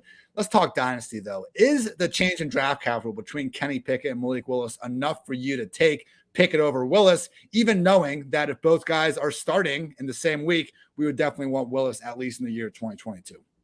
Yeah. And I think that's the great point. And, you mentioned that earlier when we were in our DMs and the chats, and you're right. Like, I think right now, though, we talked about it. You're drafted in the first round or you're not. Yeah. So right now, like, I would lean to Kenny Pickett. But if someone wanted to go with Willis because of what you just said, I agree. Like, if all of a sudden, we looked up in week 3 and Kenny Pickett and Malik Willis were both starting and we were playing DFS, like, the guy everyone would flock to would be Willis, not Kenny Pickett, right? I mean, that's just the way that it goes because of the rushing upside. Having said that, like, look, I just don't want to touch any of these quarterbacks in dynasty and redraft. I don't want to deal with any of them. I think there are positives we can talk about in each one of their games. Willis is probably going to really slide. And if you can throw him on a taxi squad, that's fine. If you're in a super flex, you're going to like him, even more. But these were guys that even before the NFL draft happened, I was saying, I'm not taking these guys in the top 5, even in a super flex, even if they went in the first round. So now that they haven't gone in the first round, I'm definitely not touching them there. But Willis is going to just really need some things to break his way now. Like, he's going to have to defy odds to end up becoming, a real fantasy asset. It kind of reminds me of, remember when everyone liked Deshaun Kaiser and he ended up going in the second round? He reminds me of that kind of a trajectory. And it's not to say Malik Willis can't ever do it. Like, I'm definitely not saying that. It's just going to have to be something. You're just going to have to be patient with him. So I think it's a personal decision. I think if you're looking at odds, Kenny Pickett has a better chance because he has the draft capital. What does draft capital mean? Even if the player is not better than the other player, it means the team invested in you. That means you get more chances to screw up and you get to stay on the field and you get a longer time to prove yourself, unless your name is Josh Rosen. That's the one exception to the rule. But for the most part, guys like that get more chances. And so that's the challenge Malik Willis is going to have. He's not going to get the same type of opportunities that Kenny Pickett's going to get. I recently, I love just surfing around on YouTube at night. Like I don't even watch like TV shows that much by myself. I just go from YouTube video to YouTube video. And the old Twitter troll account, I think he got suspended too many times. He might be out. But remember Barry McCockiner, the dude that would always be, putting his Avi as Schefter and all that. Anyway, he's got a YouTube page where he actually like produces some productive stuff. And one of it was like, good games by terrible quarterbacks. And he was going through, and guys like Drew Lock, like they actually would have like a random 3-touchdown game here or there and like actually impress. And he got to Josh Rosen and it was like 175 yards, like 2-touchdown game. And he's like, I swear to God, I went through all these games and this is honestly the best we could do. Actually put them in a position to win one. So no one can take that one game away from you, Josh Rosen, I guess. Dwayne, our Dallas Cowboys, pick number 88. I'm a fan. 57th player on the PFF big board. Nice value. Wide receiver Jalen Tolbert joins a wide receiver depth chart consisting of CeeDee Lamb, Michael Gallup, James Washington, and Noah Brown. Will Tolbert be the number 3 wide receiver? James Washington's deal, only 1 year, $1.2 million. Did a great job stretching the field. Now, it hasn't faced a Power 5 opponent since 2019. Similar problems as Skyy Moore. But in terms of what Tolbert was able to do against the level of competition he faced, all good things. And I will say, this Cowboys offense, I think they've been lacking this sort of, player type. I'm not saying Tolbert's going to be this great field stretcher, but we got CeeDee Lamb, we got Gallup. They do need someone on the outside that has the ability to actually put some fear in that defense going deep. Maybe Tolbert can be that guy. I'm thinking that he deserves a little bit more of a boost, like at least over these like Tyquan Thompson types and these like Wan'Dale Robinsons of the world. I'm not saying that Tolbert's going to be, cracking the top 5, top 6 even, but someone that I think, based on this landing spot, how can you not be a little bit excited about what Tolbert could bring to the table? Yeah, I do like it. We also have a chance that Michael Gallup starts slow, right? You've got a late season ACL tear. The surgery was done late. So I just think there are a lot of paths here. One, you've got the offense that has run the most plays per game over the last 2 seasons in regulation play, excluding overtime, because we can't predict overtime. Like a lot of that comes down to luck. So you look at the Cowboys, they run a lot of plays. They're not super pass heavy, but they're pass balanced, right? So, and they're willing to run a lot of 11 personnel. So I think there's just a lot of ways really for Tolbert to get on the field. And I would say he's the favorite, in my opinion, to be on the field over James Washington, especially if they want to kick him inside in the slot. But that's not all he does. He played outside as well. CD slot, baby. Let's go. Yeah, and CD can kick inside. I think this is the team that you'll honestly see all the guys rotate around in the slot. I think you'll see a similar thing in the Steelers. You get certain offenses where nobody plays over 40% in the slot. Like everybody just kind of moves around. I think you can do the same thing with the Cowboys. It also is good for Dak, right? Dak gets another weapon. It also is a little bit of insulation if Michael Gallup starts slow or if you get an injury to CeeDee Lamb. Now with James Washington and Tolbert in the mix, I think you can feel good that Dak's still going to at least be able to put up some points, with the guys that he gets to put out there. But yeah, looking at Tolbert, man, I love it. Like the only thing, he's a little older, but unlike guys like Christian Watson, who we were fine with, his breakout age was still 20.5, as a sophomore. So he'll be 23 and a half this year when the season starts. He was 22 and a half as a senior this past season. But career yards per route run, solid, but the explosive play rate is right there. It's good. So, he's not dark. He's not like dark blues across the board, lighting up the entire red and blue Christmas tree, Ian. But it's solid. It's really good. So I do like Tolbert, and I think that there's, a lot of opportunity for him to be on the field enough to give you spike weeks, but have contingent value to even be worth more potentially if someone else on the team. It's the type of offense we love to invest in.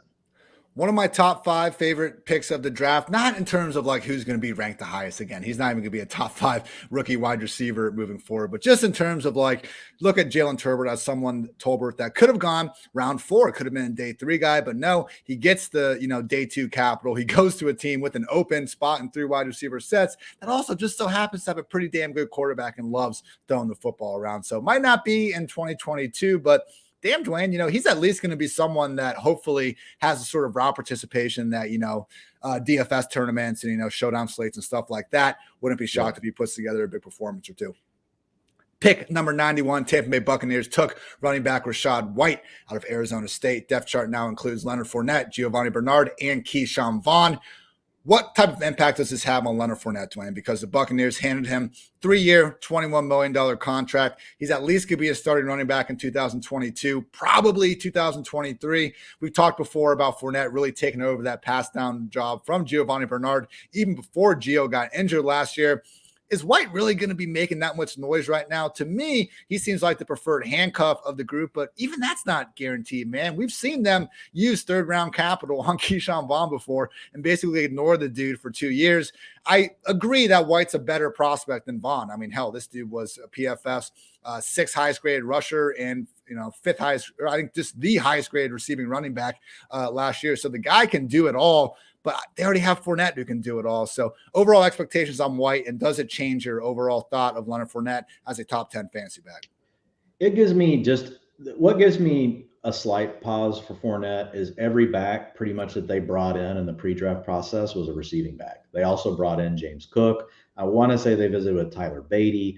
So a lot of these guys had that receiving profile, and they also brought back Gio. So I feel like they're still toying around with the idea that they want to get Lenny some rest. They don't want him out there all the time. But I don't think it necessarily means that, oh my God, he's just going to lose all the passing downs, right? I don't know that it's going to be that clear cut. So I still feel good about Fournette. I will say that, like, if Fournette continues to creep up boards, like we were all over it when he was in the 4th round, he's now in the 3rd round. If he snuck up to like the mid-second, I would probably be, that would give me more pause on Fournette, because I do think there's enough question now, and he is an older back. Now he's below the threshold of the touches that we worry about. I would still get some exposure to Fournette there, but the opportunity cost, right? Now you're looking at, you could take Stephon Diggs sometimes make it there. You got Deebo Samuels, slipping down board. Well, Deebo actually, slipped to the end of the 2nd round sometimes now. Yeah. But I think they're just the opportunity cost changes the dynamic, where you're probably going to want maybe some even exposure or slightly less than the field to Fournette if he sneaks that high. If he stays in like the mid-3rd, I'm still fine with Fournette. I'm not going to let this worry me. But as far as Rachaad White goes, he is definitely the preferred handcuff. Yeah. 134 yards per game, is one of the best in the class. Now, it's the best in the class, but look, Breece Hall's better. Breece Hall was doing this from the time he was a freshman.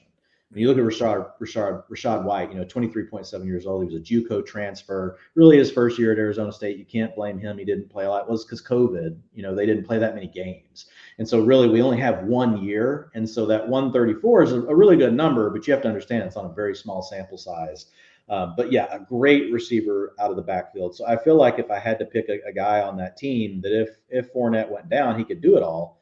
I think it is going to be Rachaad White, and if one of them is to carve out enough of a role that we're like, oh man, this guy might be able to fill in, give me flex value, a week or two, it's probably going to be, Rachaad White. So I think he's a guy that he's going to become very popular in drafts. You're going to see him going between like rounds 8 and 11. The dynasty community is pretty big on Rachaad White. Dynasty, this is fantastic news. I think he definitely deserves to be in anyone's top 5 running backs at this point, because look at that competition. It's Leonard Fournette on his 2nd contract, and Giovanni Bernard, who could retire after the season and no one would think twice. And then Keyshawn Vaughn, who has had every opportunity to maybe seize a role in this backfield, hasn't done it just yet. So Rachaad White, maybe as soon as 2023, big things could be on the way. San Francisco 49ers with the pick number 93 took running back Tyrion Davis-Price. Shout out to Eric Froton from Roto World. He came on this podcast. I asked him who this year's Elijah Mitchell could be. He gave me Tyrion Davis-Price, and he was like, and he goes to the 49ers. And he goes to the 49ers. And like, he was wrong from the standpoint, like he was trying to give me someone that he didn't think was going to be drafted. And Tyrion Davis-Price was on no one's like consensus top 10, top 15. But yeah, ends up being a 3rd round pick and goes to the very same team. So shout out Eric. The dude is a master of his craft, and it's a great day to be great. He's just chilling in San Diego, lucky son of a bitch. But anyway, looking at the depth chart now, Tyrion Davis-Price, Elijah Mitchell, Jeff Wilson, JaMychal Hasty, Trey Sermon, the calling card for TDP, PFF's number 1 graded pass blocker at LSU. How do we feel about Elijah Mitchell's stranglehold, Dwayne? We got to wonder if Deebo is going to be there involved as well. This doesn't give me a ton of pause. I'm kind of thinking he could be almost an upgrade for like Wilson Hasty, not necessarily taking too much early down work for Elijah Mitchell. But then again, who the hell knows? We got to do this every damn year with Kyle Shanahan. Why does he keep doing this to us, Dwayne? Yeah, I don't know. but it's enough to bother you. But he does. He likes to pile up the running backs. My biggest concern, with Price is he doesn't do any of the things that we've historically seen Kyle Shanahan want from his backs. Like, he's not explosive. His career explosive rush rate's only 12%. His career avoided tackles per attempt, 17%. I mean, so he's just, and we're talking about Kenneth Walker being at 33%. He never really had a huge season as far as total of the team, yards. 33% is not bad, but it wasn't like a huge season. So career yards per game, 55. Now, he played in a really good program where you got a lot of other good backs. So we usually give guys a little bit of a break whenever they're facing that kind of situation. So with Davis-Price, I don't know. Like I like him in Dynasty. Look, if you're in Dynasty and once you get to rounds 3 and 4 and 5 in your rookie drafts, you just have to pile these kind of guys up. Right. Because, eventually their day could come because of injuries and things like that. And you're going to be able to plug them into your RB2. And so that's really the way I look at Tyrion Davis-Price. I don't have a real strong opinion about him taking over any certain role in the 49ers backfield this year. Look, we all know how good the 49ers backfield can be. And that's what makes this situation so maddening, is because we know how good it can be. We want to be right about it and we want to have an opinion. But at the end of the day, dude, I don't know how to speak Kyle Shanahan. I don't know.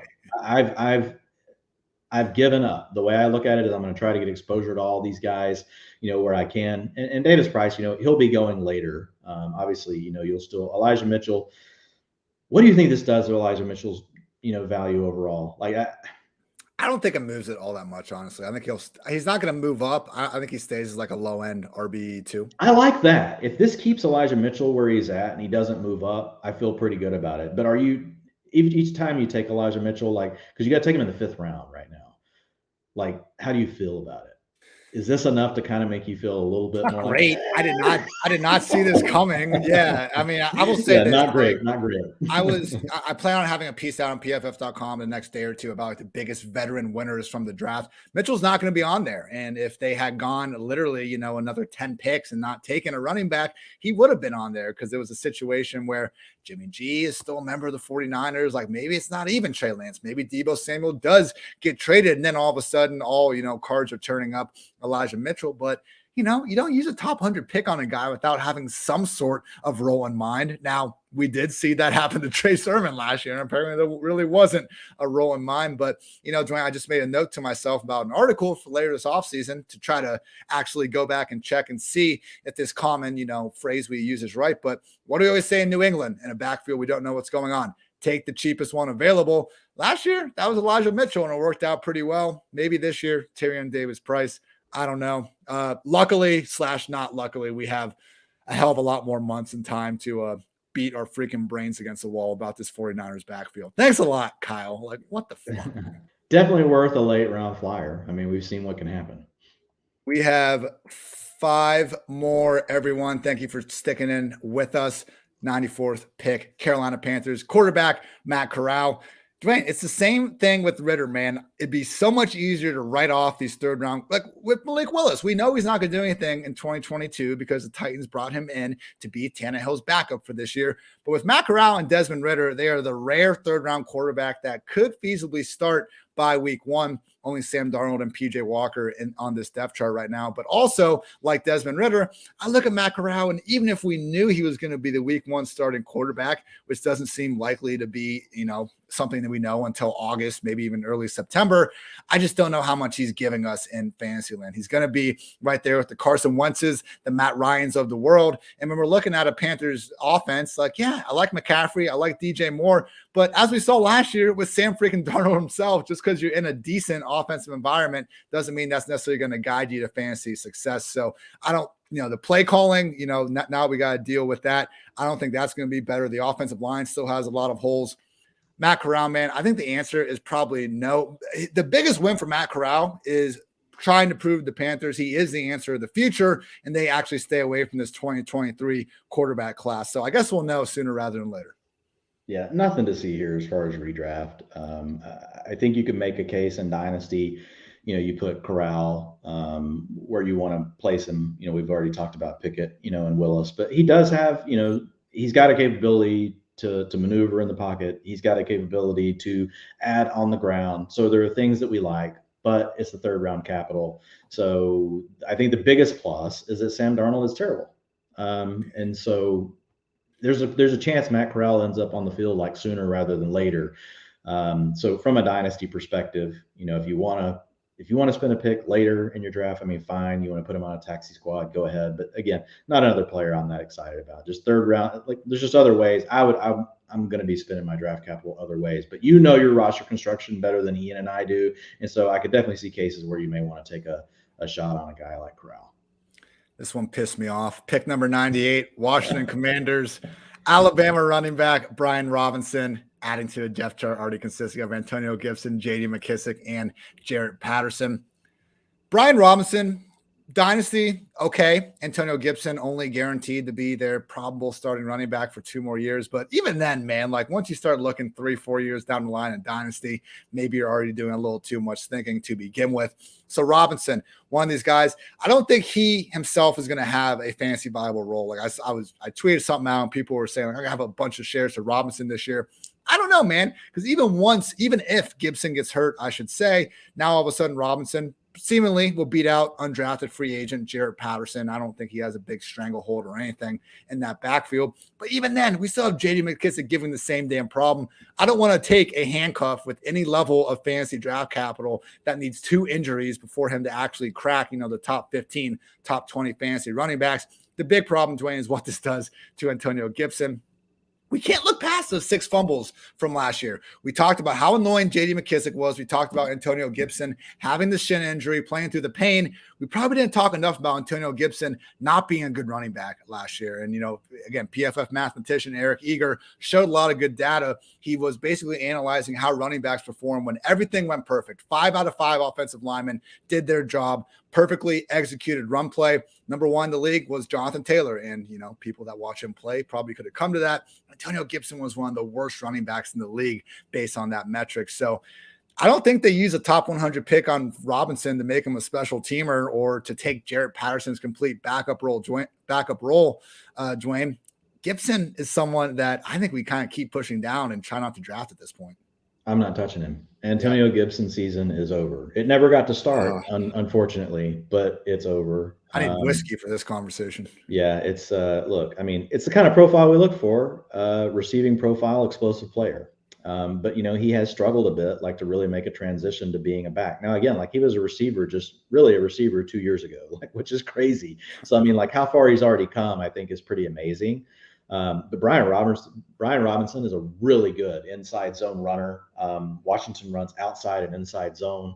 But man, missed tackles forced on inside zone, 33%, most in the class. Yards after contact, 3.7. That's the 5th best in the class. And an explosion rate of 15% on inside zone, which inside zone is hard to be explosive on. Like you don't see as many explosive plays.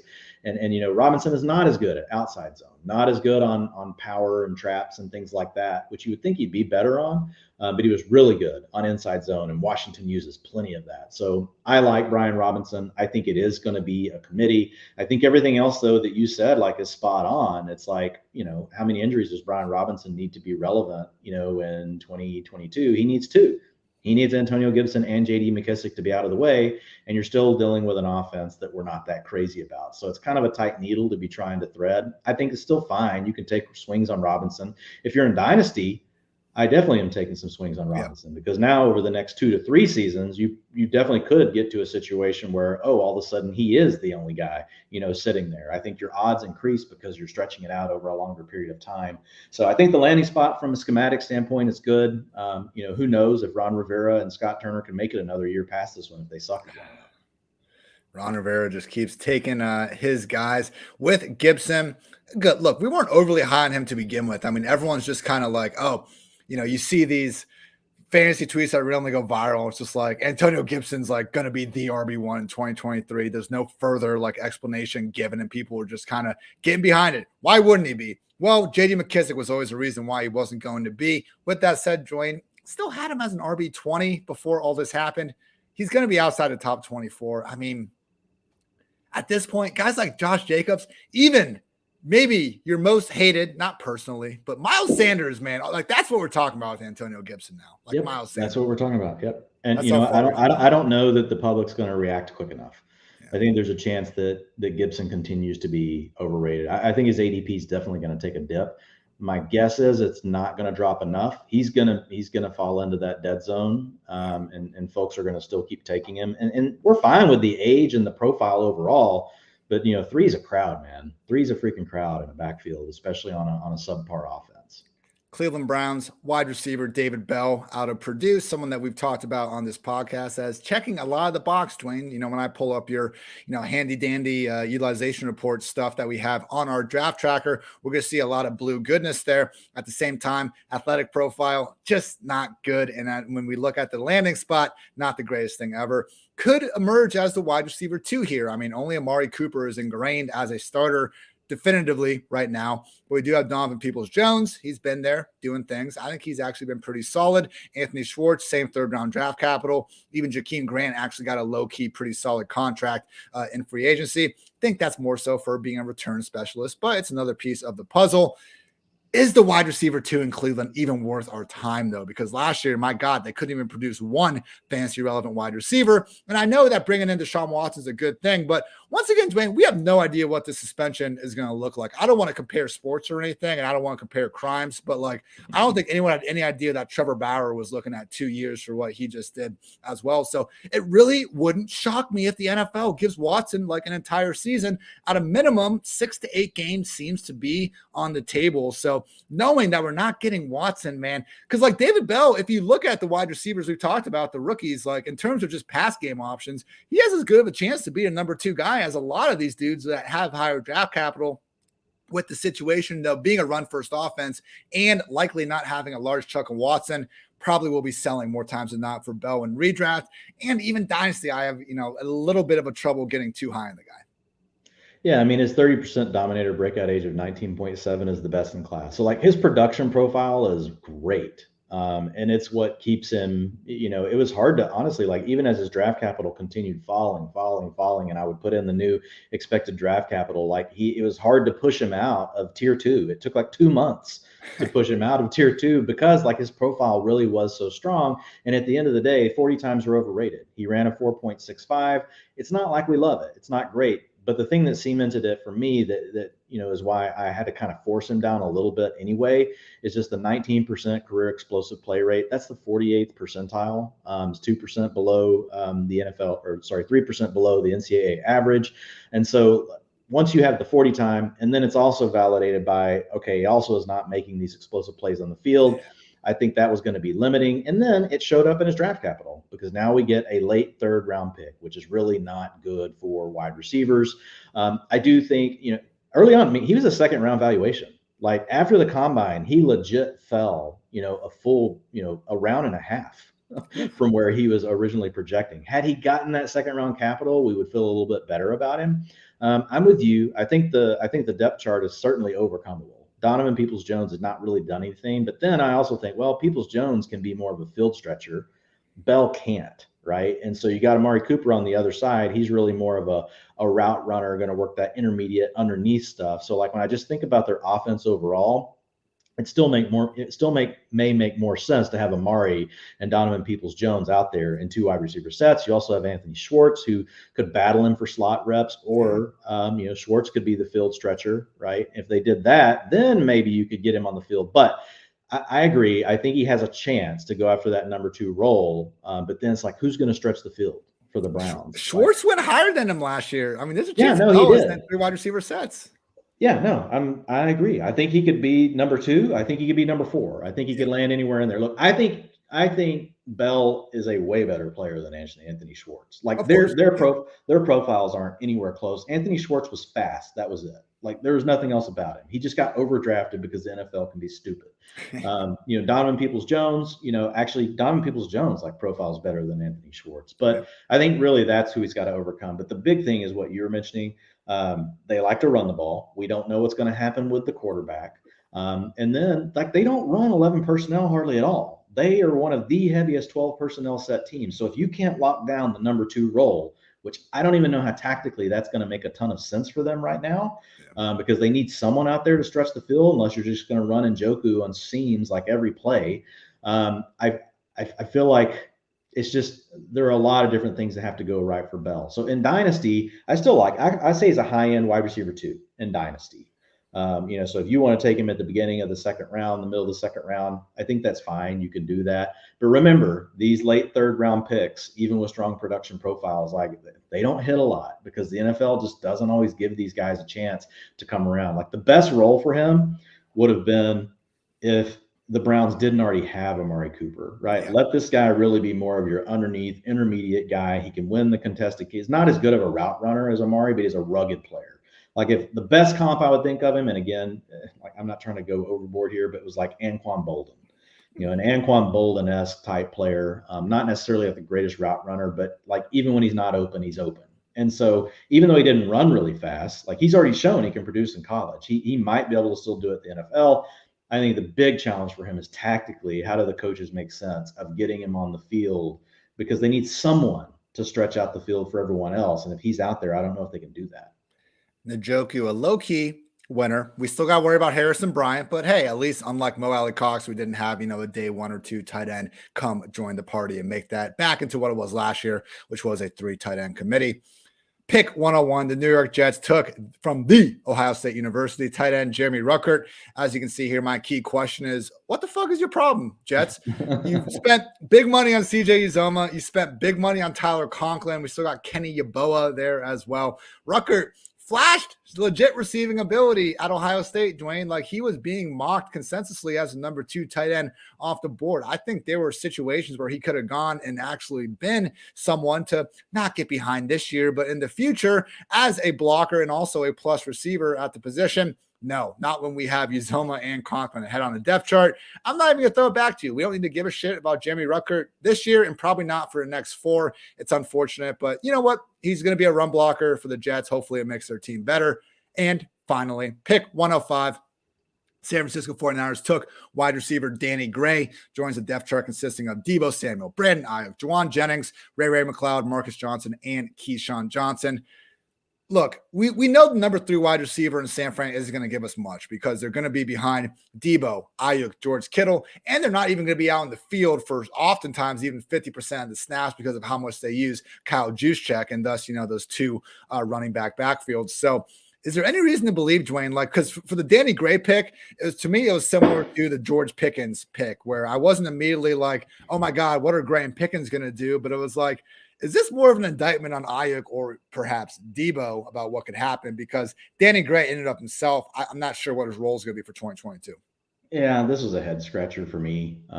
It's not even a player that profiles that well. Like this is one of those where it's almost like, are they letting Shanahan hold the keys too much? Like whenever they're making draft picks, maybe they're worried about losing Deebo and they felt that they needed to get someone, and maybe Danny Gray was like the next guy, in their tier. But I think there were plenty of guys that were just as good as Danny Gray. They didn't have to use this pick on. Probably could have got tomorrow. So just not a player I'm very excited about. And right now, if Deebo Samuel stays, I mean, look, like what's the path? What's the path for this guy? Even, how many injuries does he need to be relevant in a run-heavy offense where we have questions about the quarterback? I mean, you got Deebo, you got Brandon Ayuk. He might get him out. Yeah, you got Juwan, you got Kittle. Danny Gray doesn't matter. Sorry, Danny. And sorry to the Gray family if they're tuning in. But everyone, that's going to wrap it up. Dwayne, I don't know how we got through last night in under an hour. I think that set like maybe unfair expectations in our minds about what we can accomplish here. But yeah, 2 rounds tonight. Hey, we didn't completely double. We didn't double our time, so we're fine.